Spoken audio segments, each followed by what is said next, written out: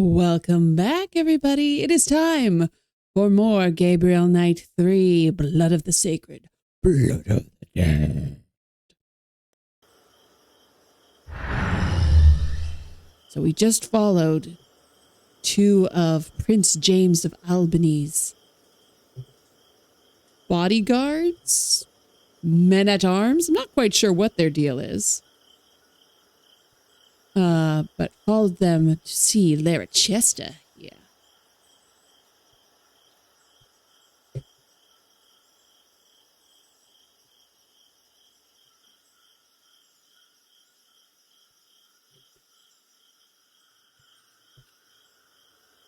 What would Prince James's two men want with Chester? Outside of Larry Laffer's house. There's got to be a way I can't... Oh.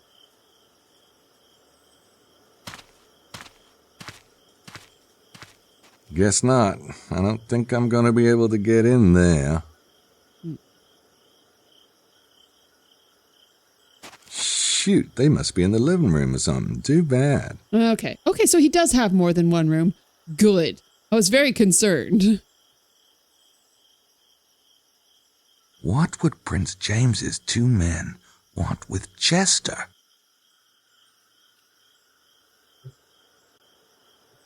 I don't know. All right.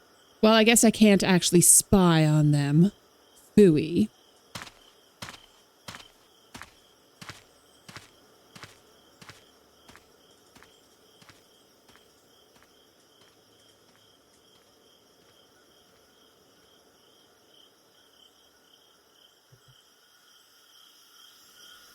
And then down this. How do I get out?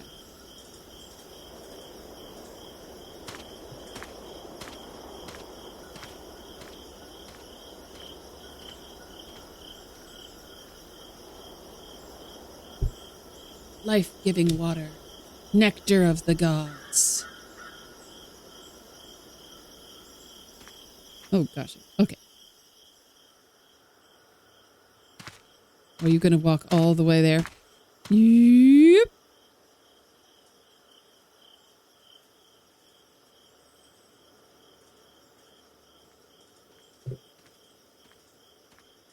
Nope.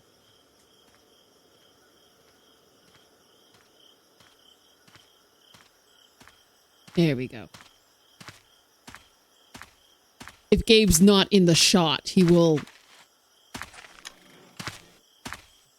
transport, zip its way over to the location. Okay, let's head back to Renns-Le-Chateau. It's fun to say. I like doing a French accent for no good reason.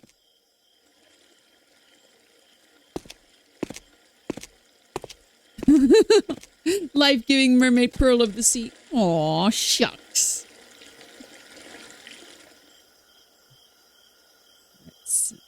Let's go talk to Gracie. Let's go talk to Gracie.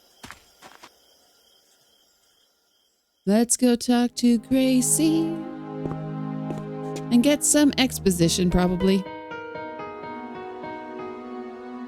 I'm not gonna knock on my own door, even if Grace is in there. Wanted to see what it would say. Hey, mostly.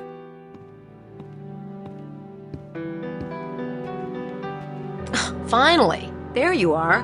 Hey, you didn't tell me Mosley was here? What a bizarre coincidence. Yeah, coincidence. I'm still not quite sure how it... Hey, I was just talking about the tour tomorrow. Gracie's going. Are you? Actually, it would be a good chance to do some snooping around here. Besides, it sounds like a monumental snow. The treasure's got to fit into the case somehow. What people think about the treasure, sure. As for the treasure itself, it sounds like a snark hunt. Right, Mose? I don't know. Gabriel, the kidnappers were talking about the Grail. Plus, they came here. Why would they come here unless they were connected to the treasure? I didn't say they weren't connected. I'm just more interested in the suspects than digging around in the dirt. Right, Mose? I don't know. Well, I am going to figure it out. Fine. Now, could we talk about, let's see, the case for a minute? What's up? The dialogue in this is so good. Prince James's men. I followed Prince James's men tonight. Yeah? What'd they do? First, they had a little chat with the local abbé, accused I him of meant to go taking and the talk to baby. the The abbé. abbé swore the order had nothing to do with it. The order? Then they went to see Larry Chester out by Blanchford. The guy's supposed to be a British scholar, but Mallory and McDougal knocked on his door and gave him this weird freaking handshake. What kind of handshake? Let's see if I can remember it. Okay. This is an annoying puzzle because okay. Okay. Thumbs. Pinkies.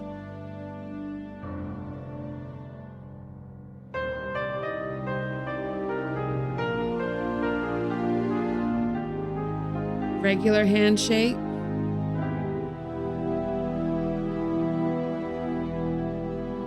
Thumb lock. Thumb war. Wow. Good eyes, bud. It's Masonic. Masonic?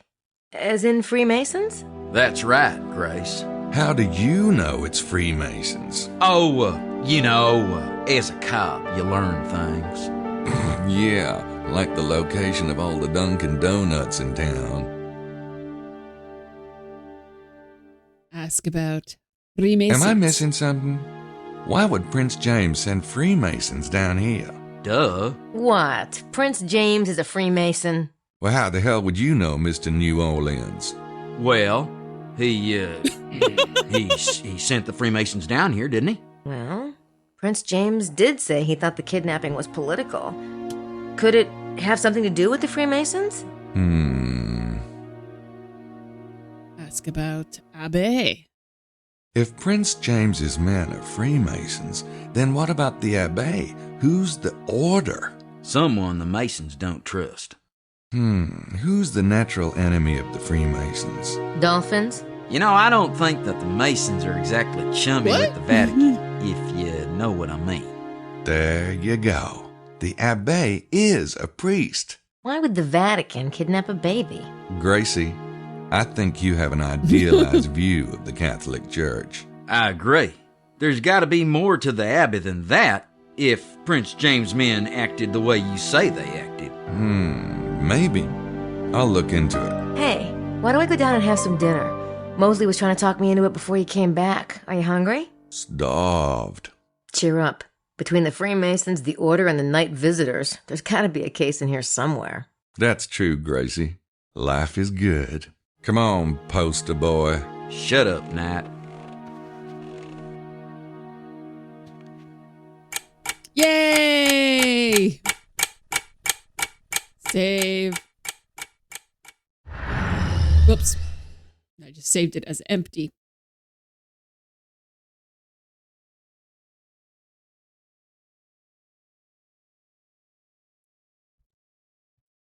Day 2. And now I'm going to be Gracie, I believe. Yep. A cute thing is that this is like the first adventure game that I can think of where the characters actually have different outfits every day.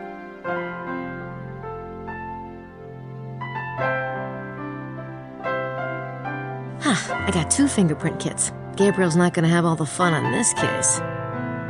Yoink.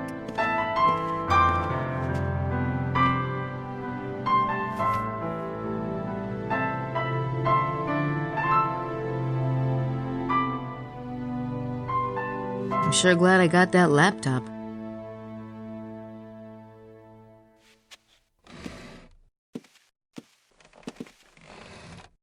New email. Ooh, new email. Emails. Hello. Okay, so I actually have to read this my own self. From RT Nakamura at AOL.com. Yeah. To Grace Nakamura at Euroserve.com. July 1st, 1998, 7:25 a.m. Subject, hello. Grace, your father had a wonderful idea. We're going to send you an early birthday present. Tickets to fly home. How does next month sound? I met the nicest boy at the Japanese Cultural Center. His name is Ryan Mikoshi. I gave him your email. Hope you don't mind.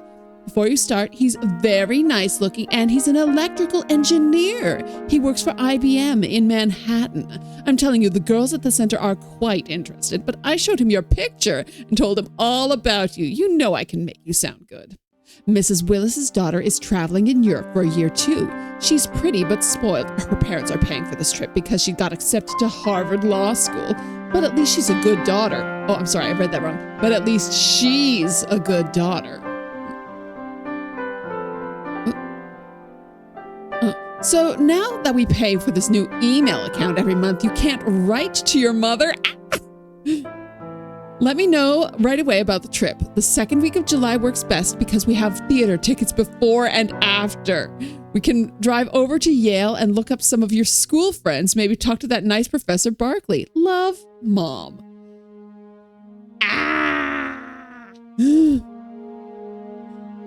The passive aggressiveness.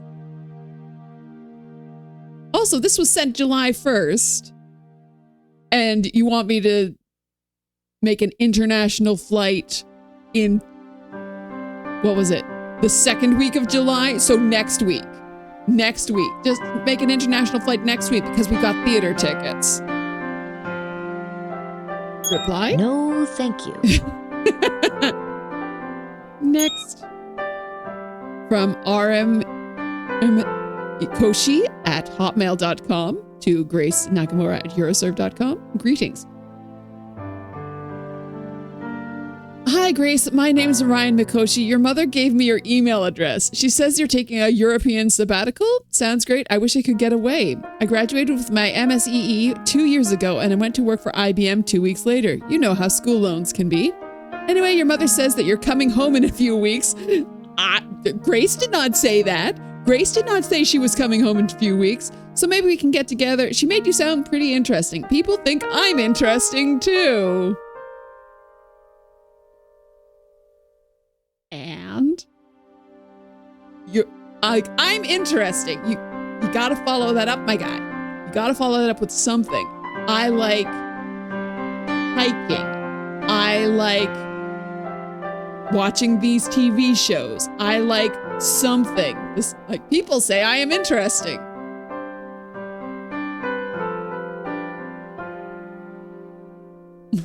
No. I really don't want to get the guy's hopes up. From clama at ohm.com. Subject, Destiny.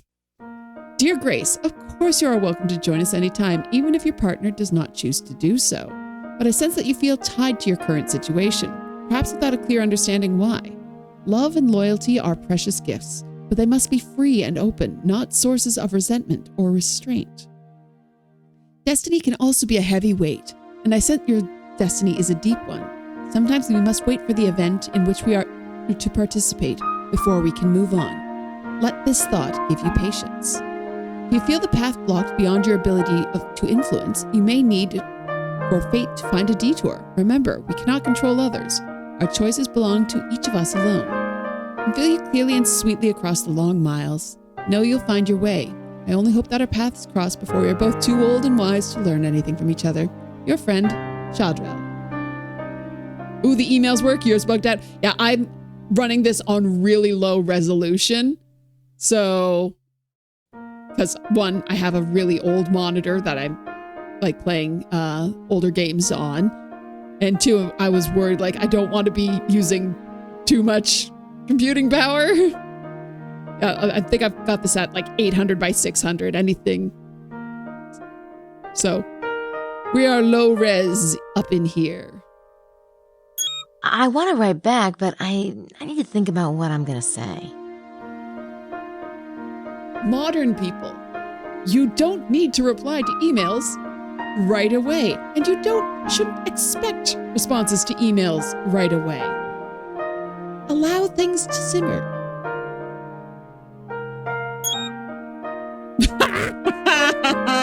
From SPAM at easteregg.com. Lose 30 pounds in 30 days. Amazing melt away fat absorber capsules. Lose 30 pounds in 30 days guaranteed. All natural weight loss program speeds up the metabolism safely. Rated number 1 in both categories of safety and effectiveness. We'll help you get thinner in winter. We're gonna help you look good, feel good, and take control. This is the easiest, fastest, and most effective way to lose both pounds and inches permanently. This weight loss program is designed specifically to boost weight loss efforts by assisting body metabolism and helping the body's ability to manage weight. A powerful, safe 30-day program. This is one program you won't feel starved on. Complete program for one amazing low price. Program includes bonus amazing fat absorber capsules, 30-day weight reduction plan, progress report, and much more. Special bonus fat absorbers as seen on TV. With every order, amazing melt away fat absorbers capsules with directions, 1 month supply absolutely free. With these capsules, you can eat what you enjoy without the worry of fat in your diet. 2 to 3 capsules 15 minutes before eating or snack, and the fat will be absorbed and passed through the body without the digestion of fat into the body. You will be losing by tomorrow. Don't wait. Visit our webpage below and join now. What's the webpage below? http easteregg.com/spam/baked beans and spam. Yes, spam. You do miss the days when your email was filled with potency advertisements. Now, where else are you going to get cheap Viagra Cialis? One word. Sea Llama at OHM. Oh, that was previous. Okay, that's all done. Okay. Close my emails. Main menu. Search. Gotta do it. GK4. Ghost to Ghosts. Which is not actually at all related to what Jane Jensen currently says would be her plan for Gabriel Knight 4. Unfortunately, it seems that the reason why GK4 is listed as Ghost is because that project is dead. Which makes me sad. I like that there's sources. Source 70 is from the Shattenjager archives.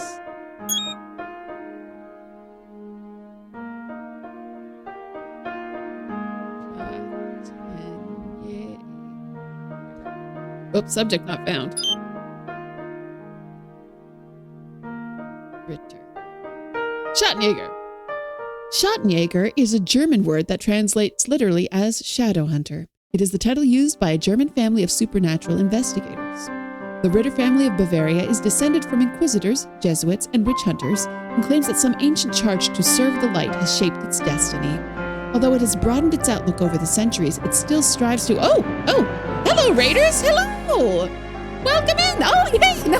Another mermaid! Hello! My name is Princess Pearl. It is an absolute delight to have you here. I stream Sunday nights to Monday morning, midnight Eastern Standard Time, and tonight we are playing Gabriel Knight 3, Blood of the Sacred, Blood of the Damned. This is a 3D adventure game from 1999, and it is an absolute delight. Hello, dog lover Merboy. Good to see you. Bronze Trooper, huge biffing walk. Yay!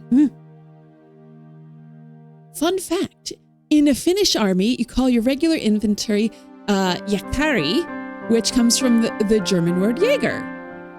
Neverwinter Nights era game? Yes.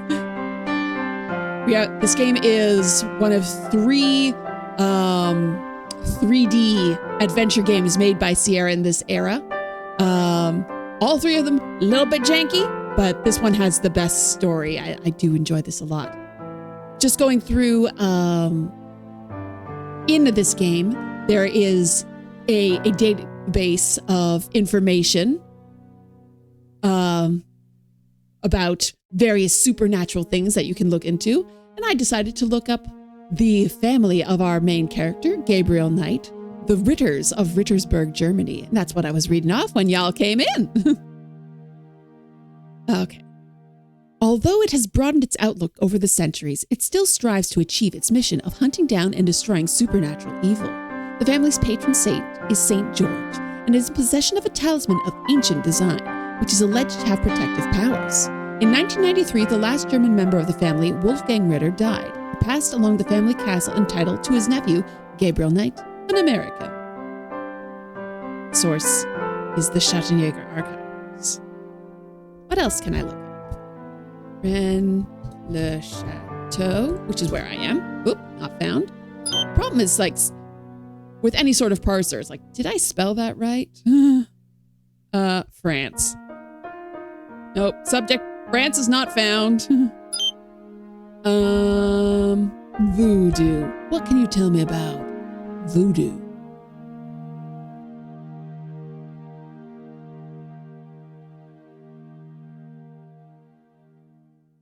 Ooh, this has a different source. 9. Mystica. So the Mystica was a website. I don't know if it's still there, but they actually like copied a lot of the information from that, and so that before there is actual sources. Hello, Techno How. Welcome in from the raid. It's a party. Actually, you know what? Because we have a raid from a mermaid. Kaboom! We found a mermaid.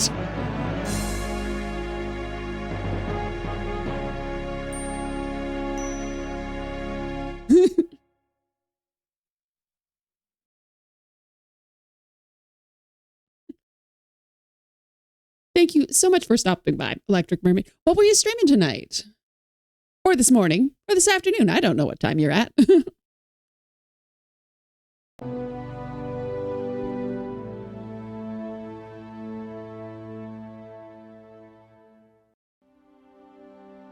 Since V Rising is a fun vampire game, I'm also playing a vampire game. Though we don't necessarily know that yet. I know that. I've played this before. Holy Grails. So what's happened so far in this game is that our hero, Gabriel Knight, has been hired to help Prince James of Albany, the heir to the Stuart throne, if the Stuarts hadn't been exiled from Scotland back in like the 1800s. 1700s, sorry. 18th century, 1700s. Its family has been being attacked by the night visitors for the past unknown number of years, and been found with bite marks on their neck and suffering from anemia. So we got vampires going on, obviously. Gabe was hired to watch over Prince James's son with a little baby, and in the night, the baby was kidnapped.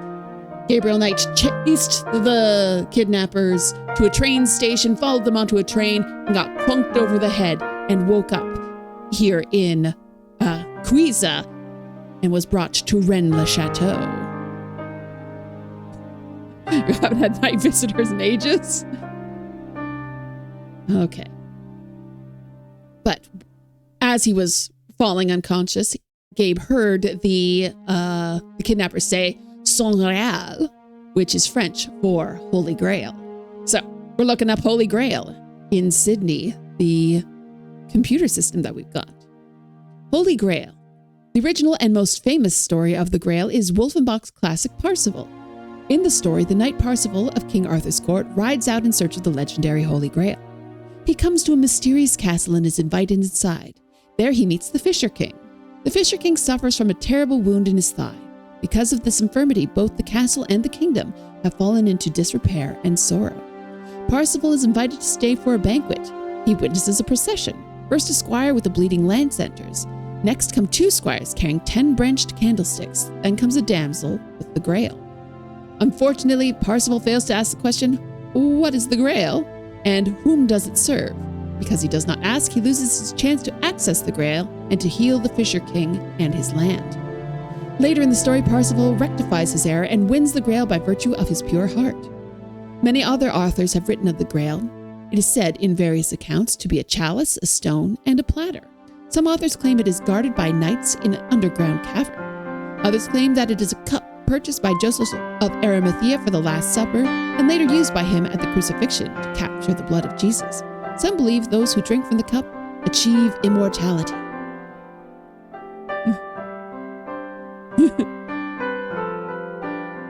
You haven't heard, night visitors? That does change quite a bit about the sentence. Hello, Retsuo.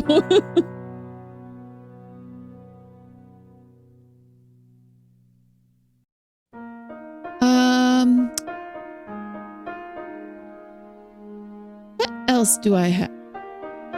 Ooh, I have history.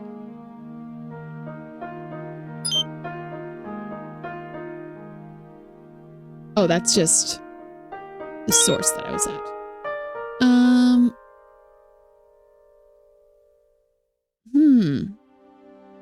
My voice is great for narrating this era of game story and text. Oh, thank you very much.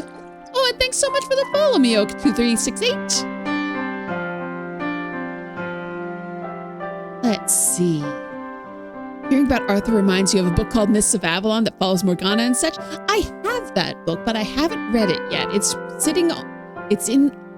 on the bookshelf. I will get to it someday. Anyone else think of anything else I should search?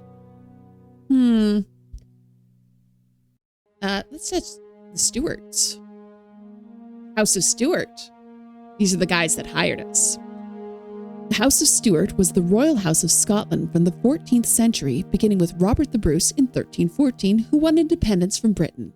Another famous descendant of the family was Mary, Queen of Scots, 1542 to 1587. In 1603, James VI succeeded Elizabeth I of England, who died childless. James VI ruled both Scotland and England, uniting the countries, but the age-old rivalry between Scotland and England made the succession difficult for the English to bear. His son, Charles I, was murdered by Cromwell. In 1660, Charles II was named King of England and Scotland, uniting the countries under the Stuart dynasty once again. But it was not to last. The Stuarts were ousted and replaced by the current dynasty, the Hanovers. Today, the House of Stuart is active in its exile and are called the Counts of Albany or Princes of Albany. From what you hear, Robert the Bruce is related to a lot of folks around the world. Yeah. The most experience you have with the Arthurian legend is the TV series Merlin. Great show that doesn't exactly follow the legends from what you've heard. Oh, is that the one with Sam Neill? That is so good. I loved that series. Or is it the one with, or there's also like the longer running series that has Anthony Stewart Head as Uther Pendragon. I think they're both called Merlin. And they're both TV series. There's only so many words you can call the series. Remember the box for this game was really good? You were really impressed by the graphics? Yeah, I remember thinking when I first played this game, it's like, man, once they figure out how to do circles, computer graphics are done. This will be amazing.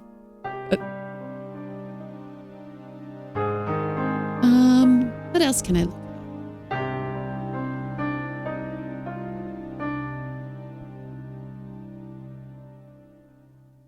I'm not spelling that right, I don't think.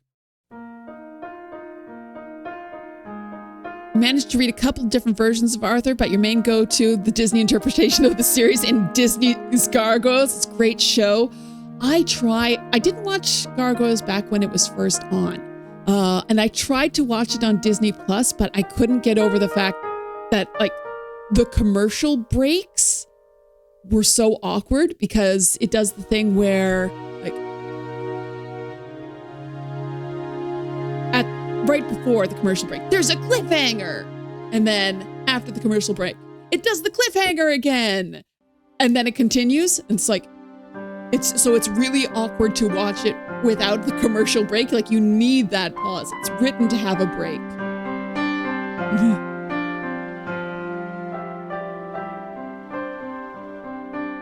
Yeah, it's so annoying. Like I would almost like I don't care. Just put in even an ad for Disney Plus itself. I don't care what you put in ad. Just put a little ad there. I need a little break.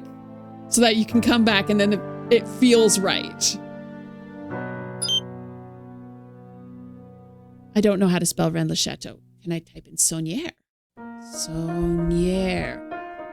Nope. Okay, I need spellings of these things, I think.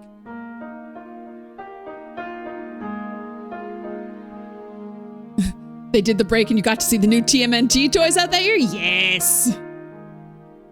Have I looked up the cast of Gargoyles? Yes, because that is basically the cast of Star Trek The Next Generation. So good.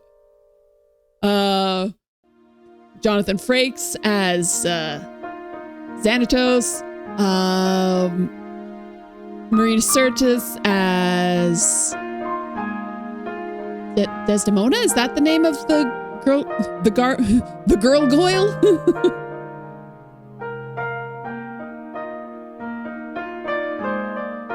Are we looking for Rennes-Le-Chateau? Yes, I'm just trying to remember how to spell it. Demona.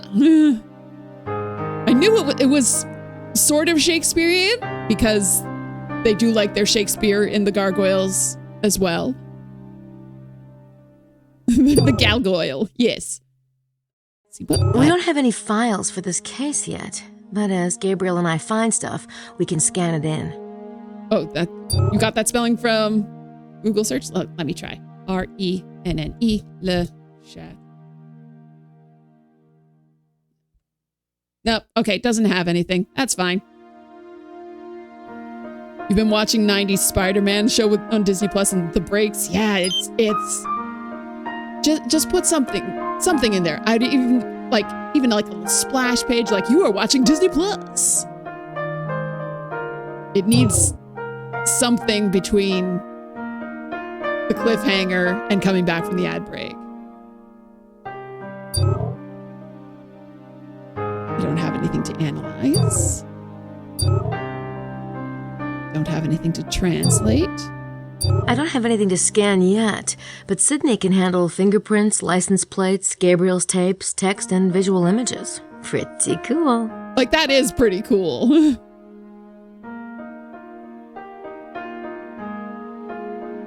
Like when they introduced Angela, Damona's and Goliath's daughter, and you like the world hopping season a lot. Like, I gotta just hunker down and watch it because I've got a feeling I would really enjoy it. I just gotta make it through the pacing issues. Ooh.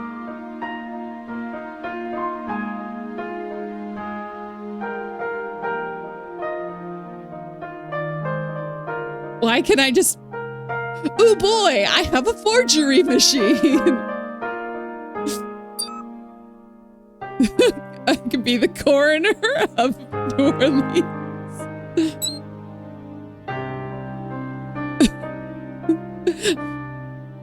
Could be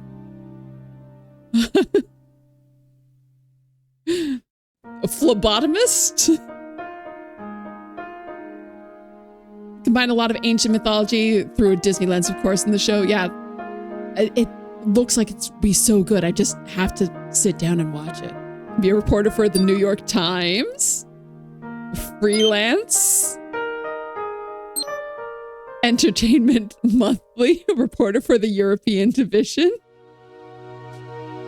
Sports Illustrated. How did they get... Oh, sorry, Sports Illuminated. 593 CNN Tower. That makes me think of the CN Tower here in Toronto. Gargoyles wasn't just TNG cast. There's also Kate Mulgrew, Janeway, and Avery Brooks Sisko. Oh, those weren't even shows yet, I don't think. Speaking of world hopping, if you like sliders, John Rhys Davies was in Gargoyles as well. Also, he was the narrator for Quest for Glory 4, which is one of my favorite games of all time.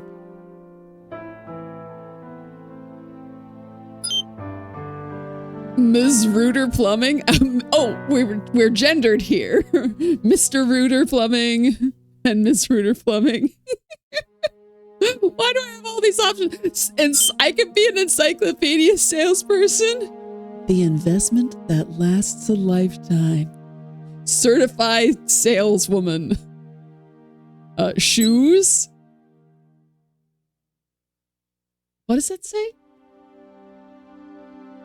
The opposable toe.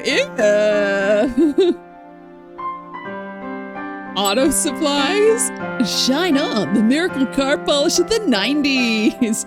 Shine on, evangelist. Diaper service. Yankee Doodle diaper service. Why is this? Why do I have these options? I can be a sergeant in the New Orleans Police Department. Okay, as long as Gabe's also a sergeant. And we have the same fingerprint?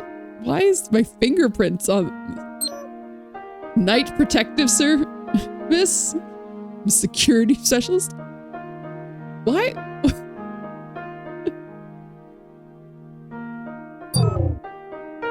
Suspects.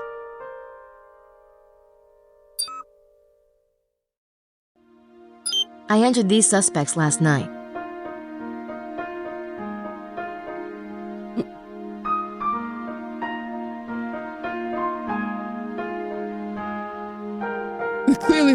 Clearly the diaper service one is most useful.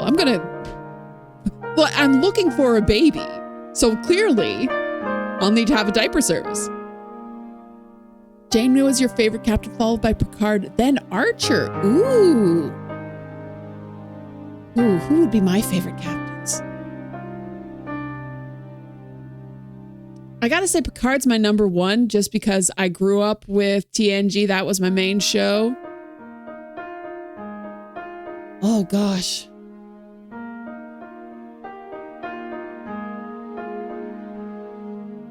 Then probably...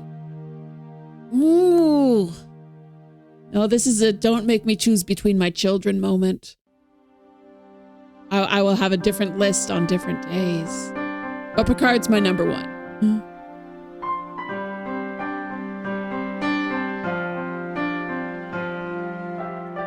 When you had Amazon Prime before the boycotts, you got to see Enterprise because they had Star Trek for free on it. Isn't it Paramount Plus free? Or is that through Prime?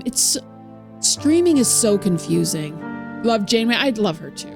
But it's like, if I put Janeway at my second, then I have to put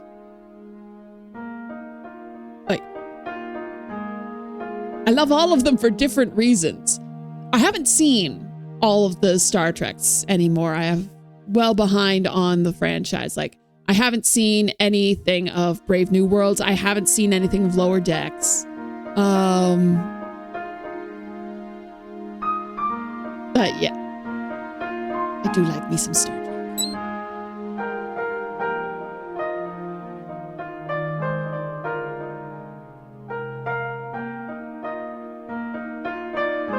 Never really got into Deep Space Nine that much. Always thought it had a slow start and interesting middle few seasons. Then the whole war storyline thought was boring again. Yeah, the first season, was like they didn't know what they were doing. Like they had the what is it? The hopscotch thing.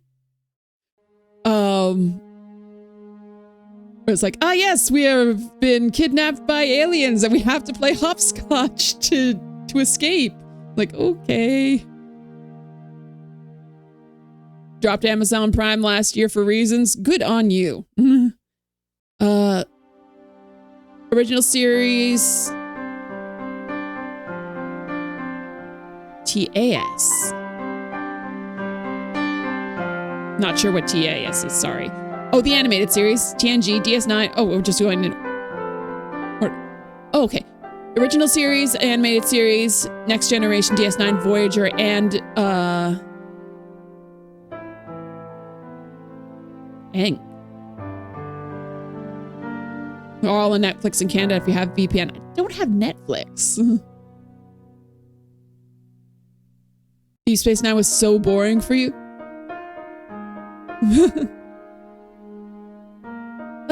It has some very good episodes and some interesting overarching themes, but with any Star Trek, there's going to be individual episodes that's like, what's happening?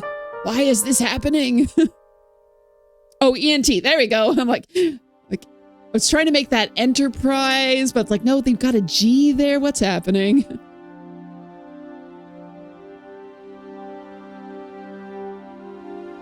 Considering the animated stuff, you liked Lower Decks and Prodigy over Enterprise. DS9 was the least favorite of the ones you got to see. You wanted to watch a soap opera, you'd watch a soap opera. That's fair enough. Keep watching to the new stuff, you get an STD. Well, that didn't used to be a problem for anyone who watched Star Trek. Because you usually miss out on the S part of the equation. Okay.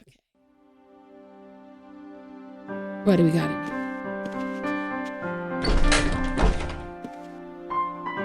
Our stuff. I brought it down from Prince James's house.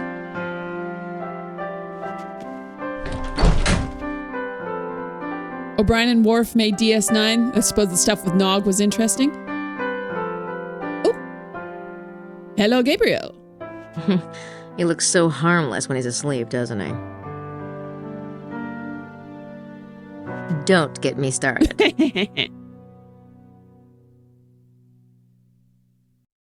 The Picard series starts rough. First season you didn't like. Everything after that, though, so good. That seems to sort of be the way with most Star Treks. Like, it takes them a bit to find their footing. Cut out the middleman. Go directly to the disease without any of the fun. You liked Enterprise more than Picard, though you will admit you lost your shite with the last season. I haven't seen any of Picard. I should. There's too much stuff to watch. That's the bathroom.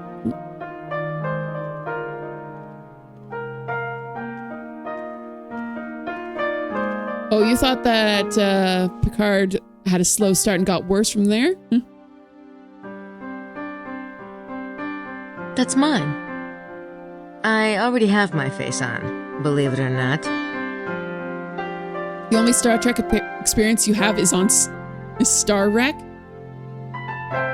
Is that the text adventure one? Like, not text adventure, like it had like still images and then like a parser? Because I had, I think, a game that I think was called Star Wreck on Atari, and I never got very far in it. No, it's a fan parody? Okay. But this game, it was like, it's an adventure game. It had like a text parser, and then just as you went from room to room, there'd just be a still image. Very,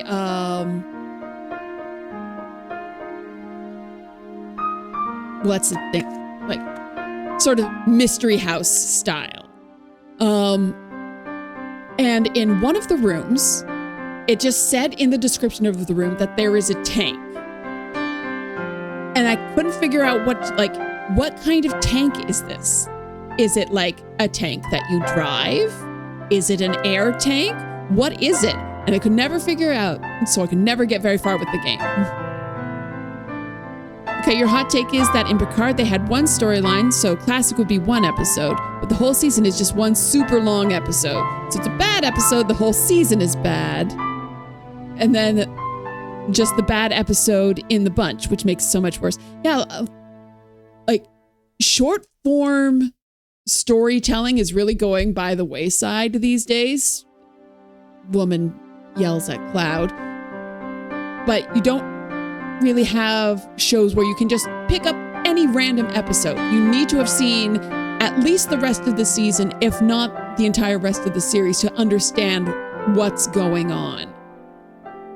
An antimatter storage tank? Like, I never figured it out. So I never could figure out what the heck to do with it. It was very annoying. At the time when the Star Wreck 5 in the Perkinning came, it was told to be the most watched Finnish movie. Cool. Let's go out and see. Oh, that's the bathroom again. Whoopsie. Not only did classic Trek have single episodes, they also did A and B plots in most of them. So even if there wasn't a great episode, there's a chance still something fun. Yes! Lower Decks went back to that episodic story, telling that original series, Next Generation and Voyager used. Yes. Ooh, what's this? There's a thing. Someone left us a book.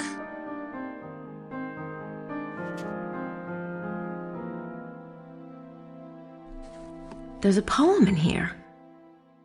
The arms of Jesus are the cross of Lorraine, both the blood in the arteries and the blood in the vein, both the source of grace and the clear fountain.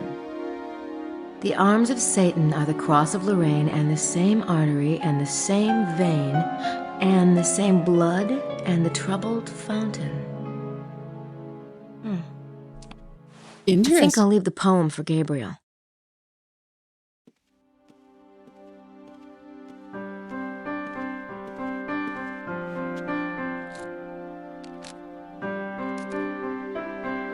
Also, Lower Decks dropped the dark and mature yes, and went back to that classic camp and fun.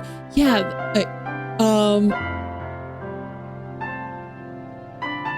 old Trek was full of optimism. Then the Borg came, and slowly things got more and more and more depressing. Lower Decks and Strange New Worlds crossover was amazing. I saw clips of that on TikTok.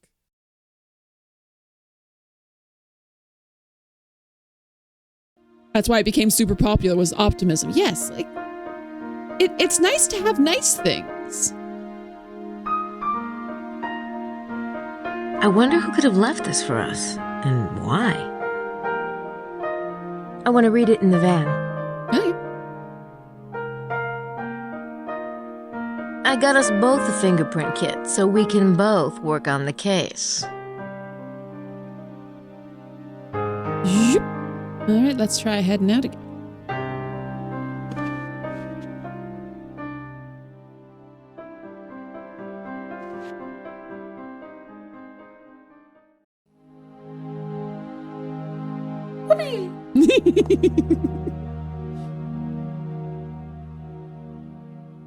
The voice actor for Grace is different. Yes, they had Leah. Oh, what is her last name? She was in King of Queens. Not King of, yeah, King of Queens. Leah something or other. For the first one, everybody was different in the second one because they had live action actors, and the actress from the first one was not Japanese, so she really could not take the part. And I don't know why they didn't bring her back for the third one. Like, could have just been that she was otherwise booked or something. I don't know, but. Bonjour, mademoiselle. Welcome to Rennes-Le-Chateau. I am afraid we do not have the free room at the moment. Yeah, I know. I heard you were booked. It's all right. I'm staying in Mr. Knight's room. Yeah, you are. I feel so silly, mademoiselle. I did not know. No. See, we work together, and the couch in the room is really large enough, and, well, yeah, I prefer my own room, naturally, but there isn't one, so I... Say no more, mademoiselle. Jean is the picture of discretion. Fine. Picture of discretion, eh?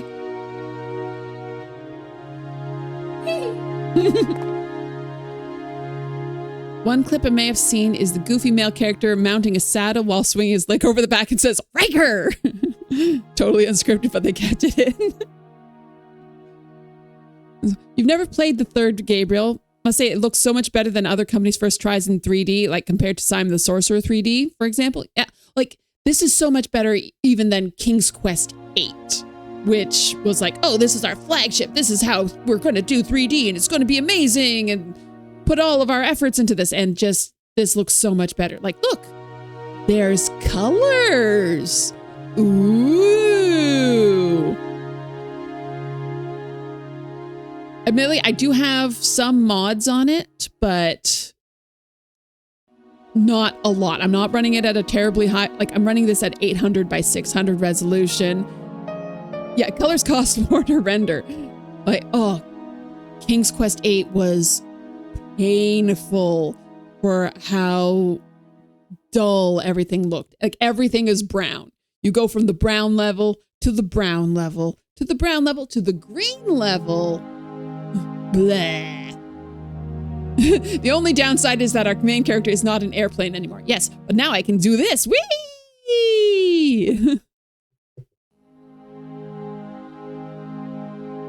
let's go see who's having breakfast.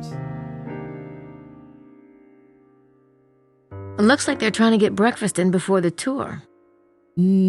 Breakfast. Glad you moved past the point where HD meant everything had a brown filter. Oh yes, that era of Xbox games were just brown, dull, bleh. The green level was actually the swamp level. The brown levels were the main, like, normal world, Daventry. Then the Dimension of Death was brown. Then the underground realm of the gnomes was brown. Then what came after that? Oh, then it was the fire realm, like the barren reaches or something like that. That one was a lot of brown, but there was also red. Then there was the snow level. And then we got to the final, the land of the sun, which was brown.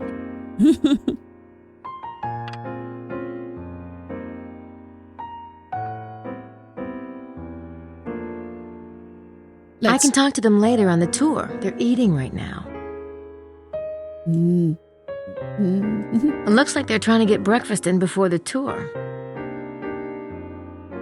Thanks so much for stopping by, Miyoko. It was very nice to meet you. See you another time. I'm just mad there's no mermaids in the game. There should have been I'm surprised there wasn't a water level in King's Quest 8. And then there's no mermaids in this one, I don't think either, but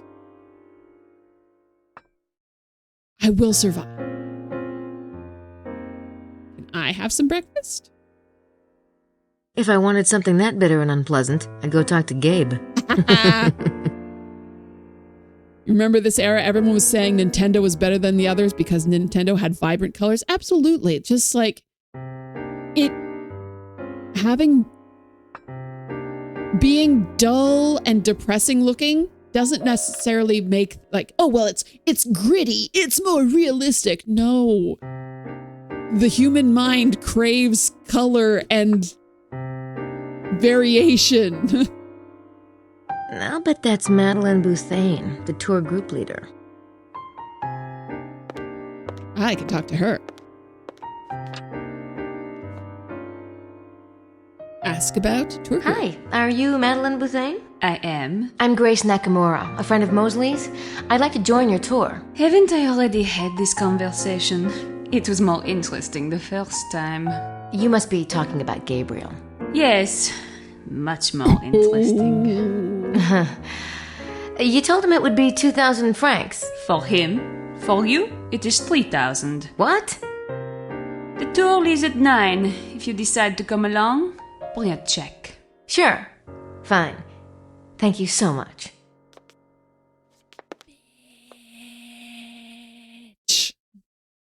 You were on Team N64, didn't get a PS1 until many years later. I didn't get any sort of consoles until PlayStation 3. And even then, it was like sort of getting towards being on its way out. Yeah, most of all, you need to have color and variation in a game series that is reliant on whimsy. There was no whimsy in King's Quest 8. Very annoying. Let's see if I have some time to just wander about. Ooh, hello, Emilio. That's Emilio Baza. I met him briefly last night.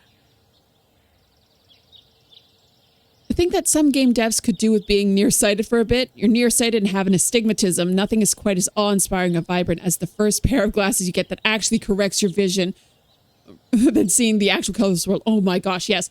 I only recently got glasses that actually work for me. I don't wear them on stream because lights and stuff. But this the first day I got them, I just spent the time going, ooh, oh, oh, like comparing to what I could actually see. Like, I thought my husband was making things up when he said that he could see, like, read stuff off the television. Like, no, that sounds fake. And my vision is fine. I don't need to go to the eye doctor. You've never been a console peasant, although your waifu bought a Switch. The benefit of having a console is that it also acts as a media center, so I can use it to watch my DVDs, my Blu-rays, and all of that.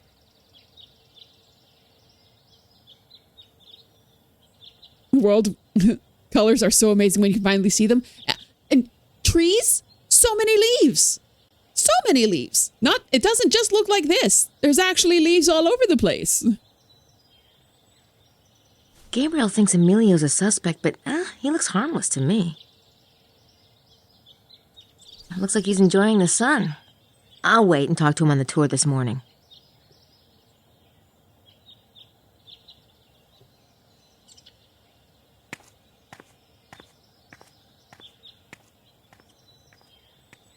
Ah, Thief, your beloved.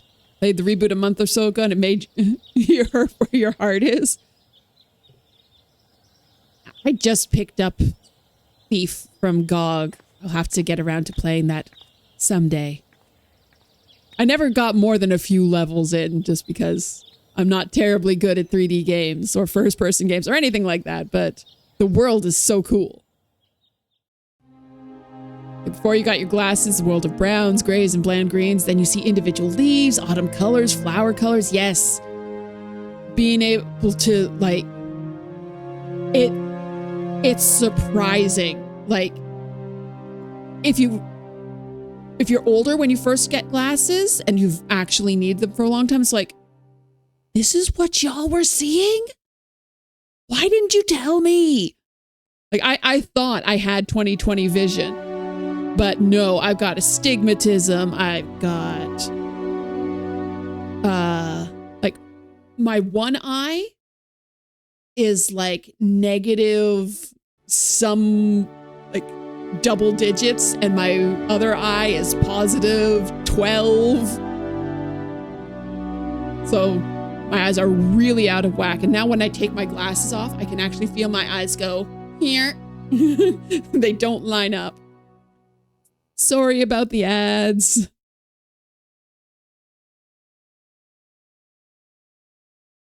You said this before, but man, Thief is such a great stealth game. You love the atmosphere. Yeah, I want to play Thief for the world building. I don't necessarily want to play Thief to have to do the missions. The missions are hard. Maybe it'd be easier now that I have more experience with 3D games. I'm a grown-up. I can do stuff. I always find it interesting that deaf people don't realize makes a noise. It's apparently very common for deaf kids to play hide and seek and having a hard time to figure out why others find them so fast. Yeah, I love, like, stories of people who, like, deaf people who don't realize that, like, oh, wait, you can hear this, you can't hear that. Our perception of the world is so individual. Like, it's the whole, like, what I say is red, is that what you see is red? That whole sort of thing. Like, you don't know what other people are perceiving because it doesn't necessarily come up. Ooh, we got new, what's them called? Pamphlets. Pamphlets about the church.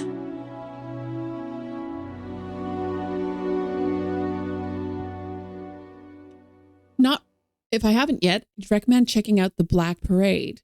It's a fan game I can download from ModDB. You need Thief with T-Fix downloaded to run it. It's the best game in the series, in your opinion.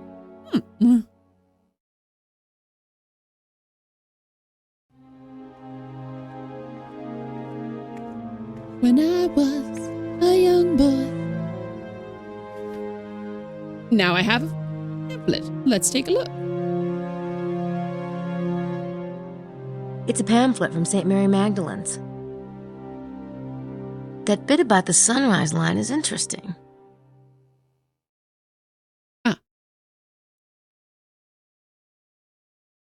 It's a pamphlet from St. Mary Magdalene's. So I have to read this myself. Okay. Introduction. Welcome to St. Mary Magdalene Church. By 1646, when a significant restoration was done to this building, a church had stood on this site for centuries. When Abbe Berenger Saunier arrived in 1885, the church was once again in serious disrepair. During early labors, a discovery was made under the altar stone, a discovery which led to great wealth for the abbé. The story of Saunier can be found at the Rennes-Le-Chateau Museum and in many books. By the end of his life, Saunier had restored the church in a colorful, expensive, and unorthodox manner of his own design. Some feel he may have hidden clues to the secret of his wealth in the church decorations. The sunlight phenomenon. On July 22nd of each year, the feast day of St. Mary Magdalene, if one stands at the church at dawn and turns towards Château de Blanchefort, the sun will rise directly over the ruins, forming a straight line of light between the two. There are those who claim that the alignment and consecration of the site and others in the valley were plotted long ago, perhaps even by early Celtic inhabitants.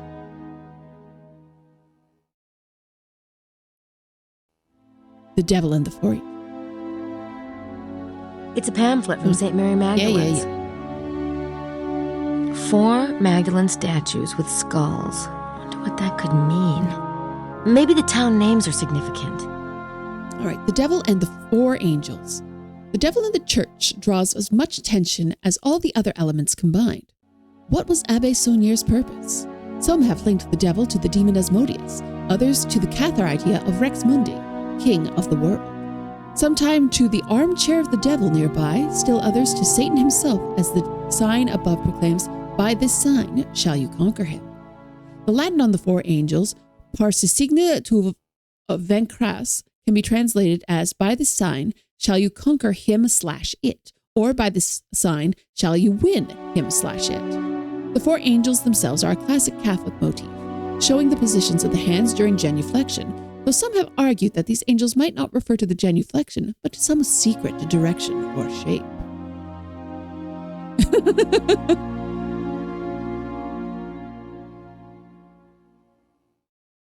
They said the name is what you get when you come with something that sounds cool, but you fail to Google it. It's like, the black is cool, and a parade? Yes, we will call it this. Oopsie. How am I reading this without somebody to translate it from German? Well, you see, in this game, Brennan, also welcome, we are in France, and we are in a tourist town, looking at tourist things, so we have things in English. The first day, there aren't any English pamphlets left, so we don't get this pamphlet until day 2.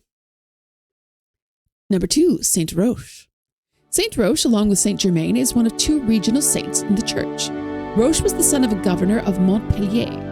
He went to Rome and cared for plague victims, curing many miraculously.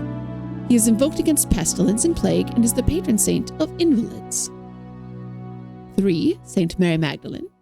The Magdalene statue is depicted with a cross made of branches, the silver vase of healing balm with which she washed Jesus' feet, and a skull at the saint's feet. The oddity of this statue lies in its unusual juxtaposition of the Magdalene and the skull, a relationship uncommon in religious art. Interestingly, there are 3 other Magdalene statues with skulls in 3 other churches in the area: Saint Just et les Bisous, Bogarash, and Kustauza. I was like, Kustauza. Nope, that's not how vowels work. Saint Anthony of Padua. Saint Anthony of Padua was a Franciscan monk who focused his ministry on heretics. The statue depicts a vision he had of the infant Christ. The lily represents purity. In keeping with his conversion of the heretics, he is patron saint of lost items. Saint Joseph and the Virgin with infants. Behind the altar can be seen the Holy Family, Saint Joseph with the infant and the Virgin with infant. Some have speculated that the oddity of there being 2 infants depicted between the saints instead of 1. 4 Magdalene statues with skulls. I wonder what that could mean. Maybe the town names are significant. Next page. Oh, we have more. This is a big pamphlet. Okay. St. Mary Magdalene altar. The altar depicts elements found in the Magdalene statue and adds new ones. The Magdalene appears to be in a cave. At her knees is a skull, and she gazes fixedly upon a slight cross made from branches. But on the cross, one can see a new living twig growing forth. Would this refer to the living offshoot of Christianity? Or St. Anthony the Hermit, l'Ermite, St. Anthony with his book and staff. St. Anthony, circa 468 AD, longed for a life of quiet meditation, but he was forced to move to ever more remote locales to escape the growing followers. He finally fled to Rennes, Gaul, also in the Languedoc, and there he died. Saint Germain. Germain is a local saint from Pibrac, France. Her stepmother starved her, beat her, and forced her to live with the sheep. Despite this cruelty and increasing illness, Germain remained loving and prayerful. The statue depicts an incident in which Germain was caught by her stepmother smuggling something in her apron. The mother grabbed at the apron and found it contained flowers, though it was the dead of winter. Germain claimed they were from God. She's the patron saint of abused children and poverty. St. John the Baptist and Jesus. Jesus, as he's being anointed by his cousin the Baptist, gazes placidly downward. 10. The Sermon on the Mount. Crowning the apse is the large bas-relief of the Beatitudes Sermon, the Sermon on the Mount. Many have pointed out the incongruity of the bag of gold and the roses strewn on the hill. 11. The church floor. The black and white alternating squares of the church floor have been much debated. Some have linked the tiles to the heretical Cathar notion of duality. Although Saunier would have been familiar with Cathar belief, there's no reason to assume that he himself expounded them. Okay, that's it. What do we think about this page? All this stuff is interesting, but I'm not sure how to use it. All right, well. I have now read it.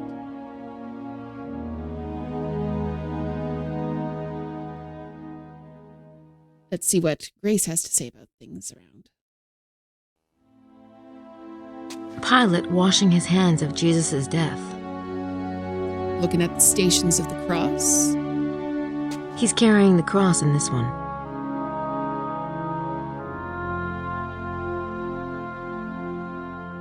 St. Anthony the Hermit.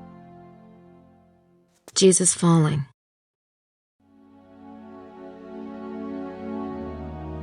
That must be Jesus with his mother. I'm not sure how she ties into the mystery. Maybe she's just a local saint. And then again, Saunier did overcome his poverty, big time. Perhaps he prayed to her about it. I should have looked at all of these before reading the book.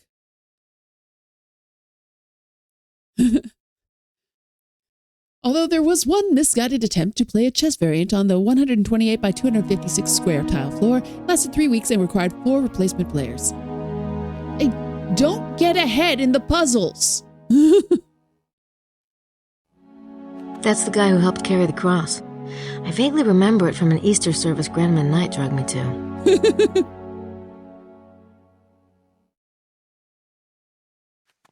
Jesus being baptized. Throughout the day, this game isn't divided just into days like the previous 2 Gabriel Knight games. There's also time blocks. Currently, it is day 2 from 7 to 10. But as the day progresses, the light changes.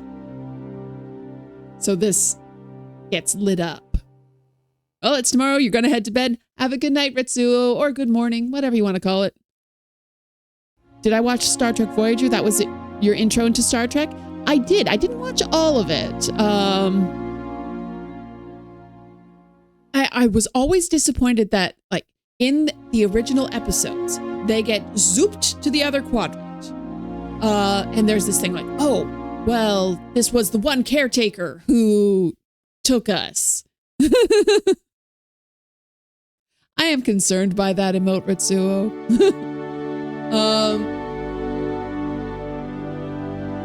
There's the one caretaker, and that caretaker dies, and so that caretaker can't send them back. So we have the option of either traveling for 27 years or however long it was. I don't remember the details. Or we can find this other caretaker. And they never do anything about the other caretaker. That annoyed me. I don't recognize this one. Not in any episodes I saw. Is it just me, or do all these faces look alike? We're getting to the point where we realize Grace was not raised Catholic. She wouldn't necessarily know all these things. Jesus speaking with some women, probably followers of his. Just looks like another scene on the way to the cross.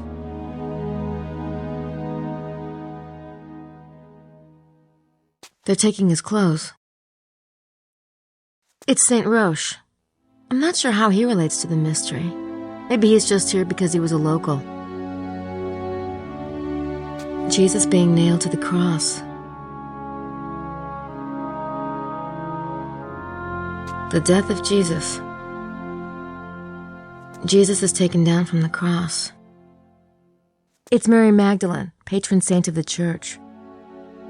And there's that skull that it talks about.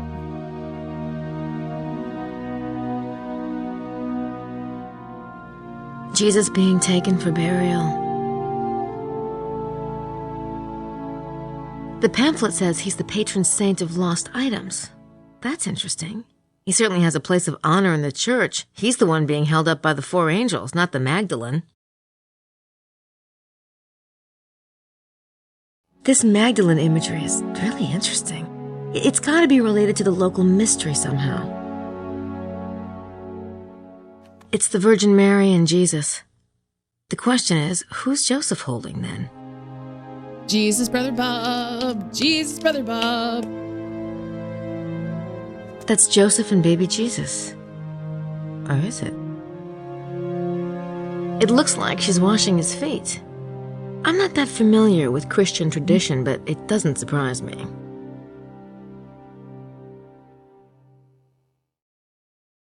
Wow, aren't those beautiful?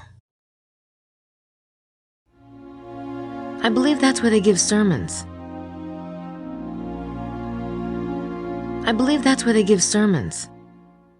Thought it might have something to say about the door.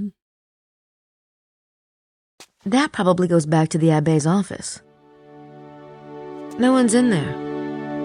How do you know? Oh, the caretaker's wife did show up in one episode. She thought Voyager killed him, attacked him, and was driven off and never heard from him again. Good to know. That must be one of those confessional things. I wonder if Gabriel's ever done that.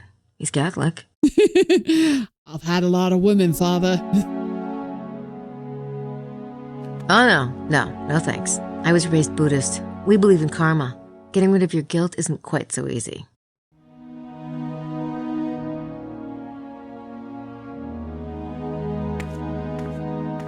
Got to actually approach this one. Looks like something you'd see in a California incense shop. According to the pamphlet, that's Rex Mundi, a.k.a. Asmodeus.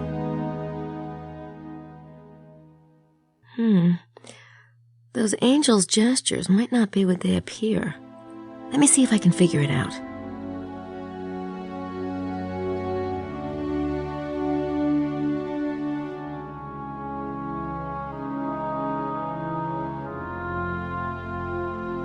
It's a tilted square. Good. But at this point, I don't know why that is important. It is important.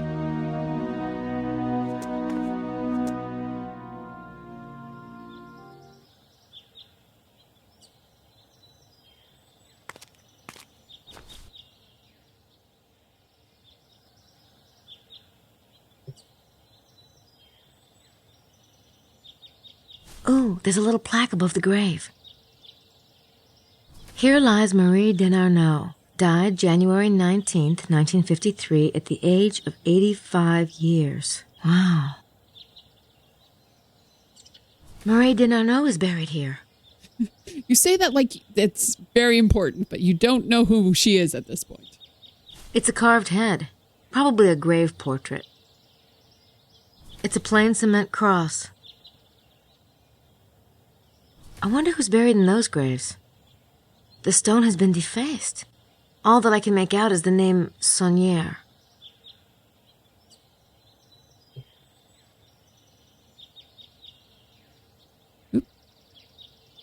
I love that you can just zoom around.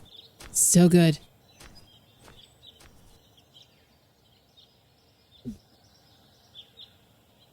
And I think this way is the...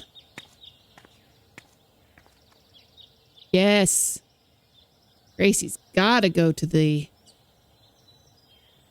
The museum is closed. Aww.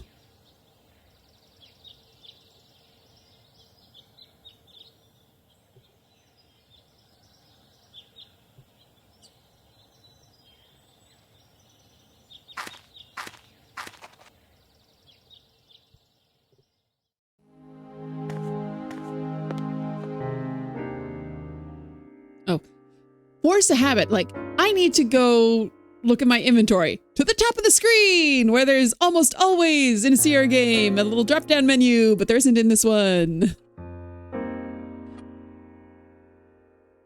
The voice actor for Grace does kind of sound like Leah Remini, who voiced Grace in the first one.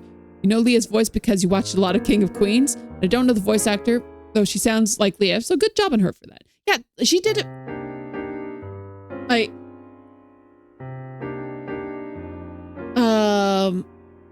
The actress who played Grace in Gabriel Knight 2, I don't feel that she did a good job as being Grace. She didn't have the snark, and getting worked up to like the point of tears over Gabe possibly being with someone else. No, that's not right. Like, I don't know if that was like a case of the writing or her performance choice, but it's just like, that's not my Grace. That's not my girl. I think I'll wait until the tour. Maybe she'll be less bitchy when she's had her breakfast. I got some Deutschmarks converted to francs at the airport. Not much to spend it on around here, though. Do I have to pay for the tour? I don't need to show her that. Okay. Those don't work together.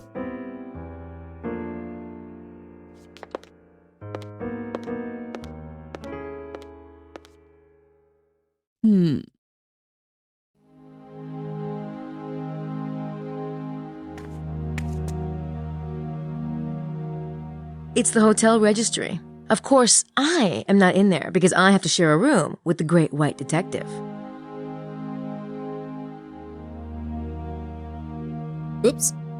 That's the ground. Oh gosh, how do I... There we go.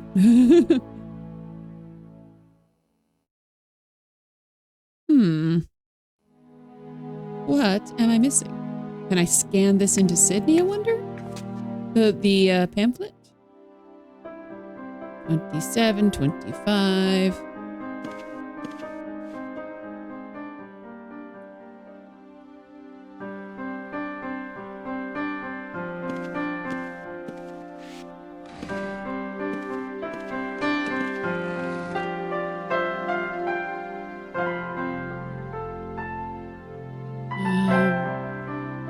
I don't have anything to scan yet, but Sydney can handle fingerprints, license plates, Gabriel's tapes, text, and visual images. Pretty cool. Oh, I can't go to the museum yet.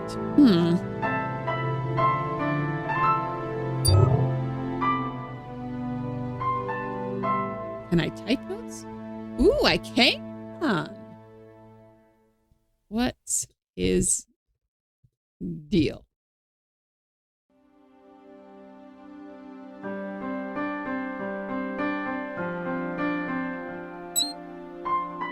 Notes.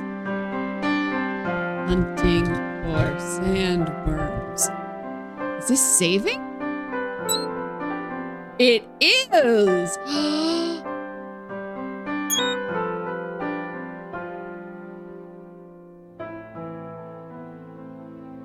Mason. Didn't come. Oh. Vittorio Bukele lied about what train he came in on. Oh, I like this. I love having the notes actually in the game. This is, I don't think I've ever played with this option before. Bitch. Madeleine Boutain. Bitch.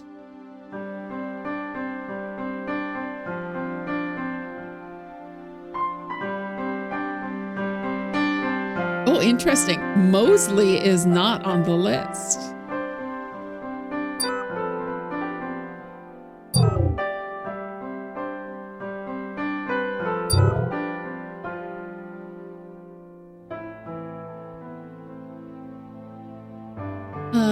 Freemasons. That's something I can look up. Freemasonry. Freemasons are one of the largest esoteric societies, rivaled only by the Rosicrucians. Part of the popularity has been its development as a men's club, a place of privilege and fellowship. But the rites and history of Freemasonry remain enshrouded in the esoteric, however modern, even naive, its adherents. Freemasons claim spiritual descendancy from Hiram Abiff, the architect of the Temple of Solomon. The legend goes that Hiram, an Egyptian, was a master mason. He and King Solomon himself were the only master masons on the project. Master masons supposedly knew secret mysteries involving numbers, measure, geometry, and the magical formula hidden within these sciences. 4 lower masons working on the temple began to envy and covet this knowledge. Instead of working to become master masons, they decided to steal the knowledge. Late one night, each of the 4 hid outside of different temple exit north, east, south, and west. When Hiram emerged at the first exit, the lower mason demanded his secrets. Hiram refused and was dealt a death blow, but he survived and stumbled back into the temple. He tried to escape by another entrance, was once more stopped. When he refused the second mason, another lethal blow was struck, and once more he retreated. How are these lethal blows if he's able to get away? This happened 2 more times at the other 2 exits from the temple. Finally, Hiram succumbed and died. Vignettes from the story are still played out in Masonic lodges throughout the world. The death and resurrection of the candidate signify their death to the old life and start of their new life in the secret knowledge of the Masons. The theme of architectural masonry continues throughout the Freemason rites and symbols. Some scholars believe the Freemasons are descended from stonemason guilds of the Middle Ages, but Freemasons themselves claim an older and more noble heritage, descendancy from the Knights Templar. This may have some legitimacy since Freemasonry was born in Scotland, the oldest group in Scottish Rite, and some Templars did flee to Scotland during the persecution. Well, let's look at the Knights Templar. The Knights Templar was a chivalrous order of the Middle Ages. The order began in 1118 during the Crusades when Hugh de Payens and 8 companions made a sacred vow to protect pilgrims from attack while they journeyed to the Holy Land. The King of Jerusalem granted knighthood to the order and gave them lodgings in the Al-Aqsa Mosque, which was built on the ancient site of the Temple of Solomon.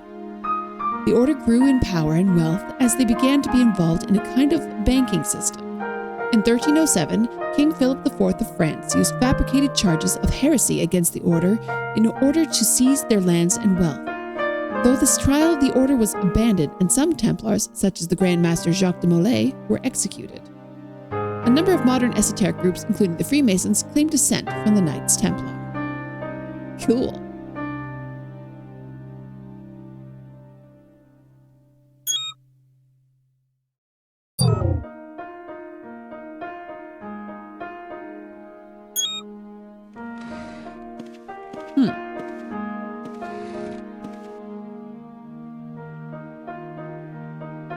What am I missing?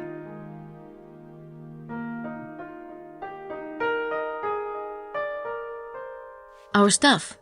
I brought it down from Prince James's house. Yep.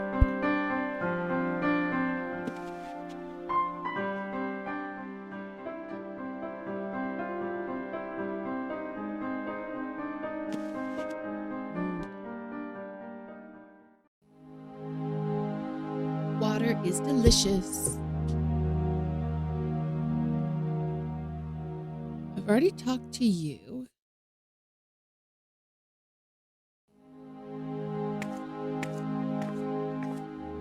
I didn't try to talk. I can talk to them later on the tour. They're eating right now.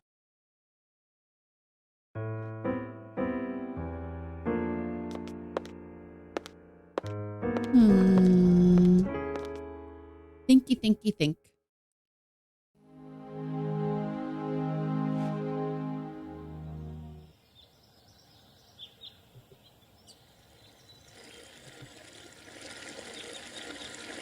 Haven't been to the Tower as Grace. Villa Bethania, built by Saunier in 1901 through 1905. I think it says he lived here until his death.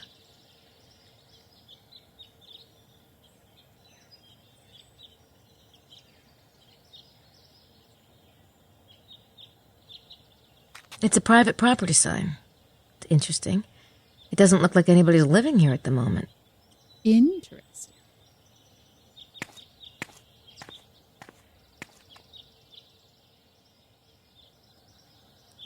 Where is the entrance? There we go.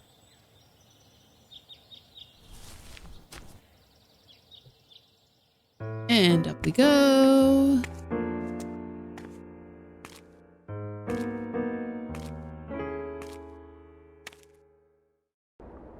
Oh, hello. Wonder who that is.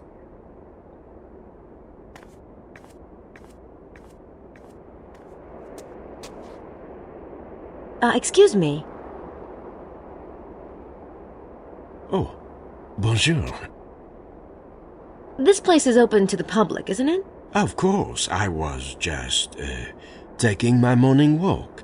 The bird watching in this area is superb. Right. Oh? Bird Yeah, the scenery's not bad watching. either. Are you with the tour group? No, I'm Abbé Arnaud, curator of the church. And yourself, mademoiselle? Oh, I'm with the tour. That is, I will be after this morning. We're taking a tour of the valley. Ah, quelle chance! I was just thinking that I would like to take a drive, but my car is a miserable beast. Well, you'll have to ask Madeleine Bouthane if you want to go with us. She's the tour group leader. Ah, Miss Butane, of course. Yes, I believe she would make room for me. Thank you for the suggestion, Miss... Nakamura. Yes, thank you, Miss Nakimura. I hope to see you later. Interesting. Oh, I was just thinking that maybe I want to go around this valley that I live That's in. an interesting structure. It almost looks like a, I don't know what the heck it looks like.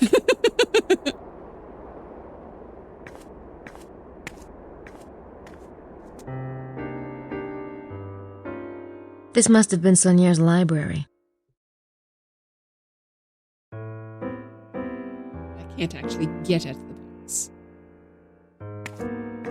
Oh, to have a library in a tower, living the dream.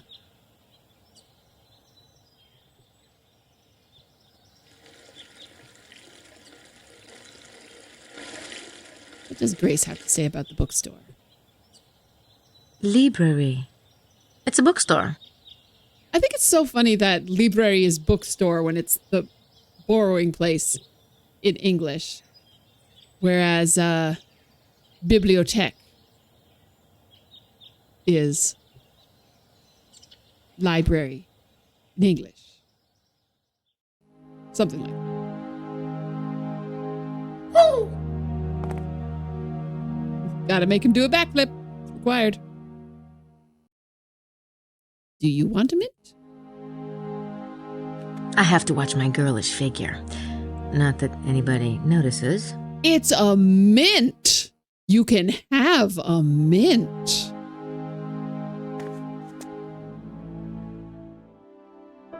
Can I bug Mosley, maybe? He's probably asleep. We've got some time yet.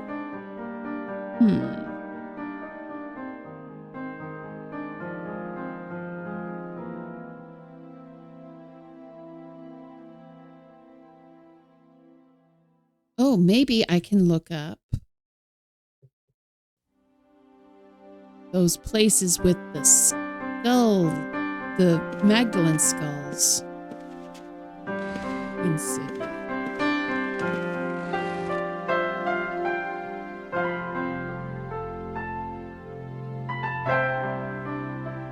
It's a pamphlet from St. Mary yes, Magdalene's. Saint Just ele Bezou. Bugarach. It's going to be probably the easiest one to spell.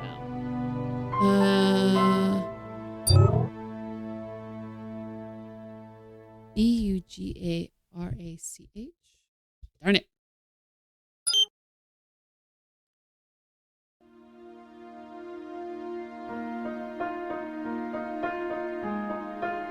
That bit about the sunrise line is interesting.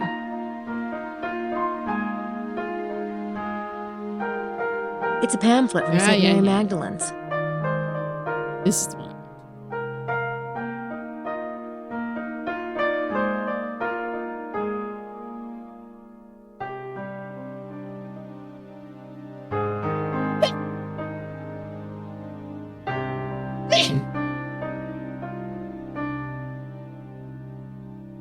So sorry.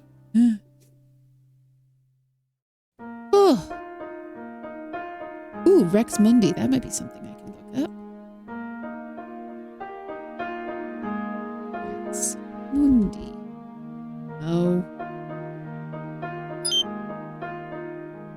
Asmodeus.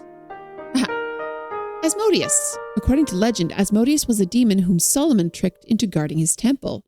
As such, Asmodeus is now considered the guardian of lost or hidden treasure.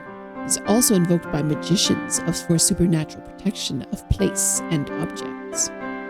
Ooh. Temple of Solomon.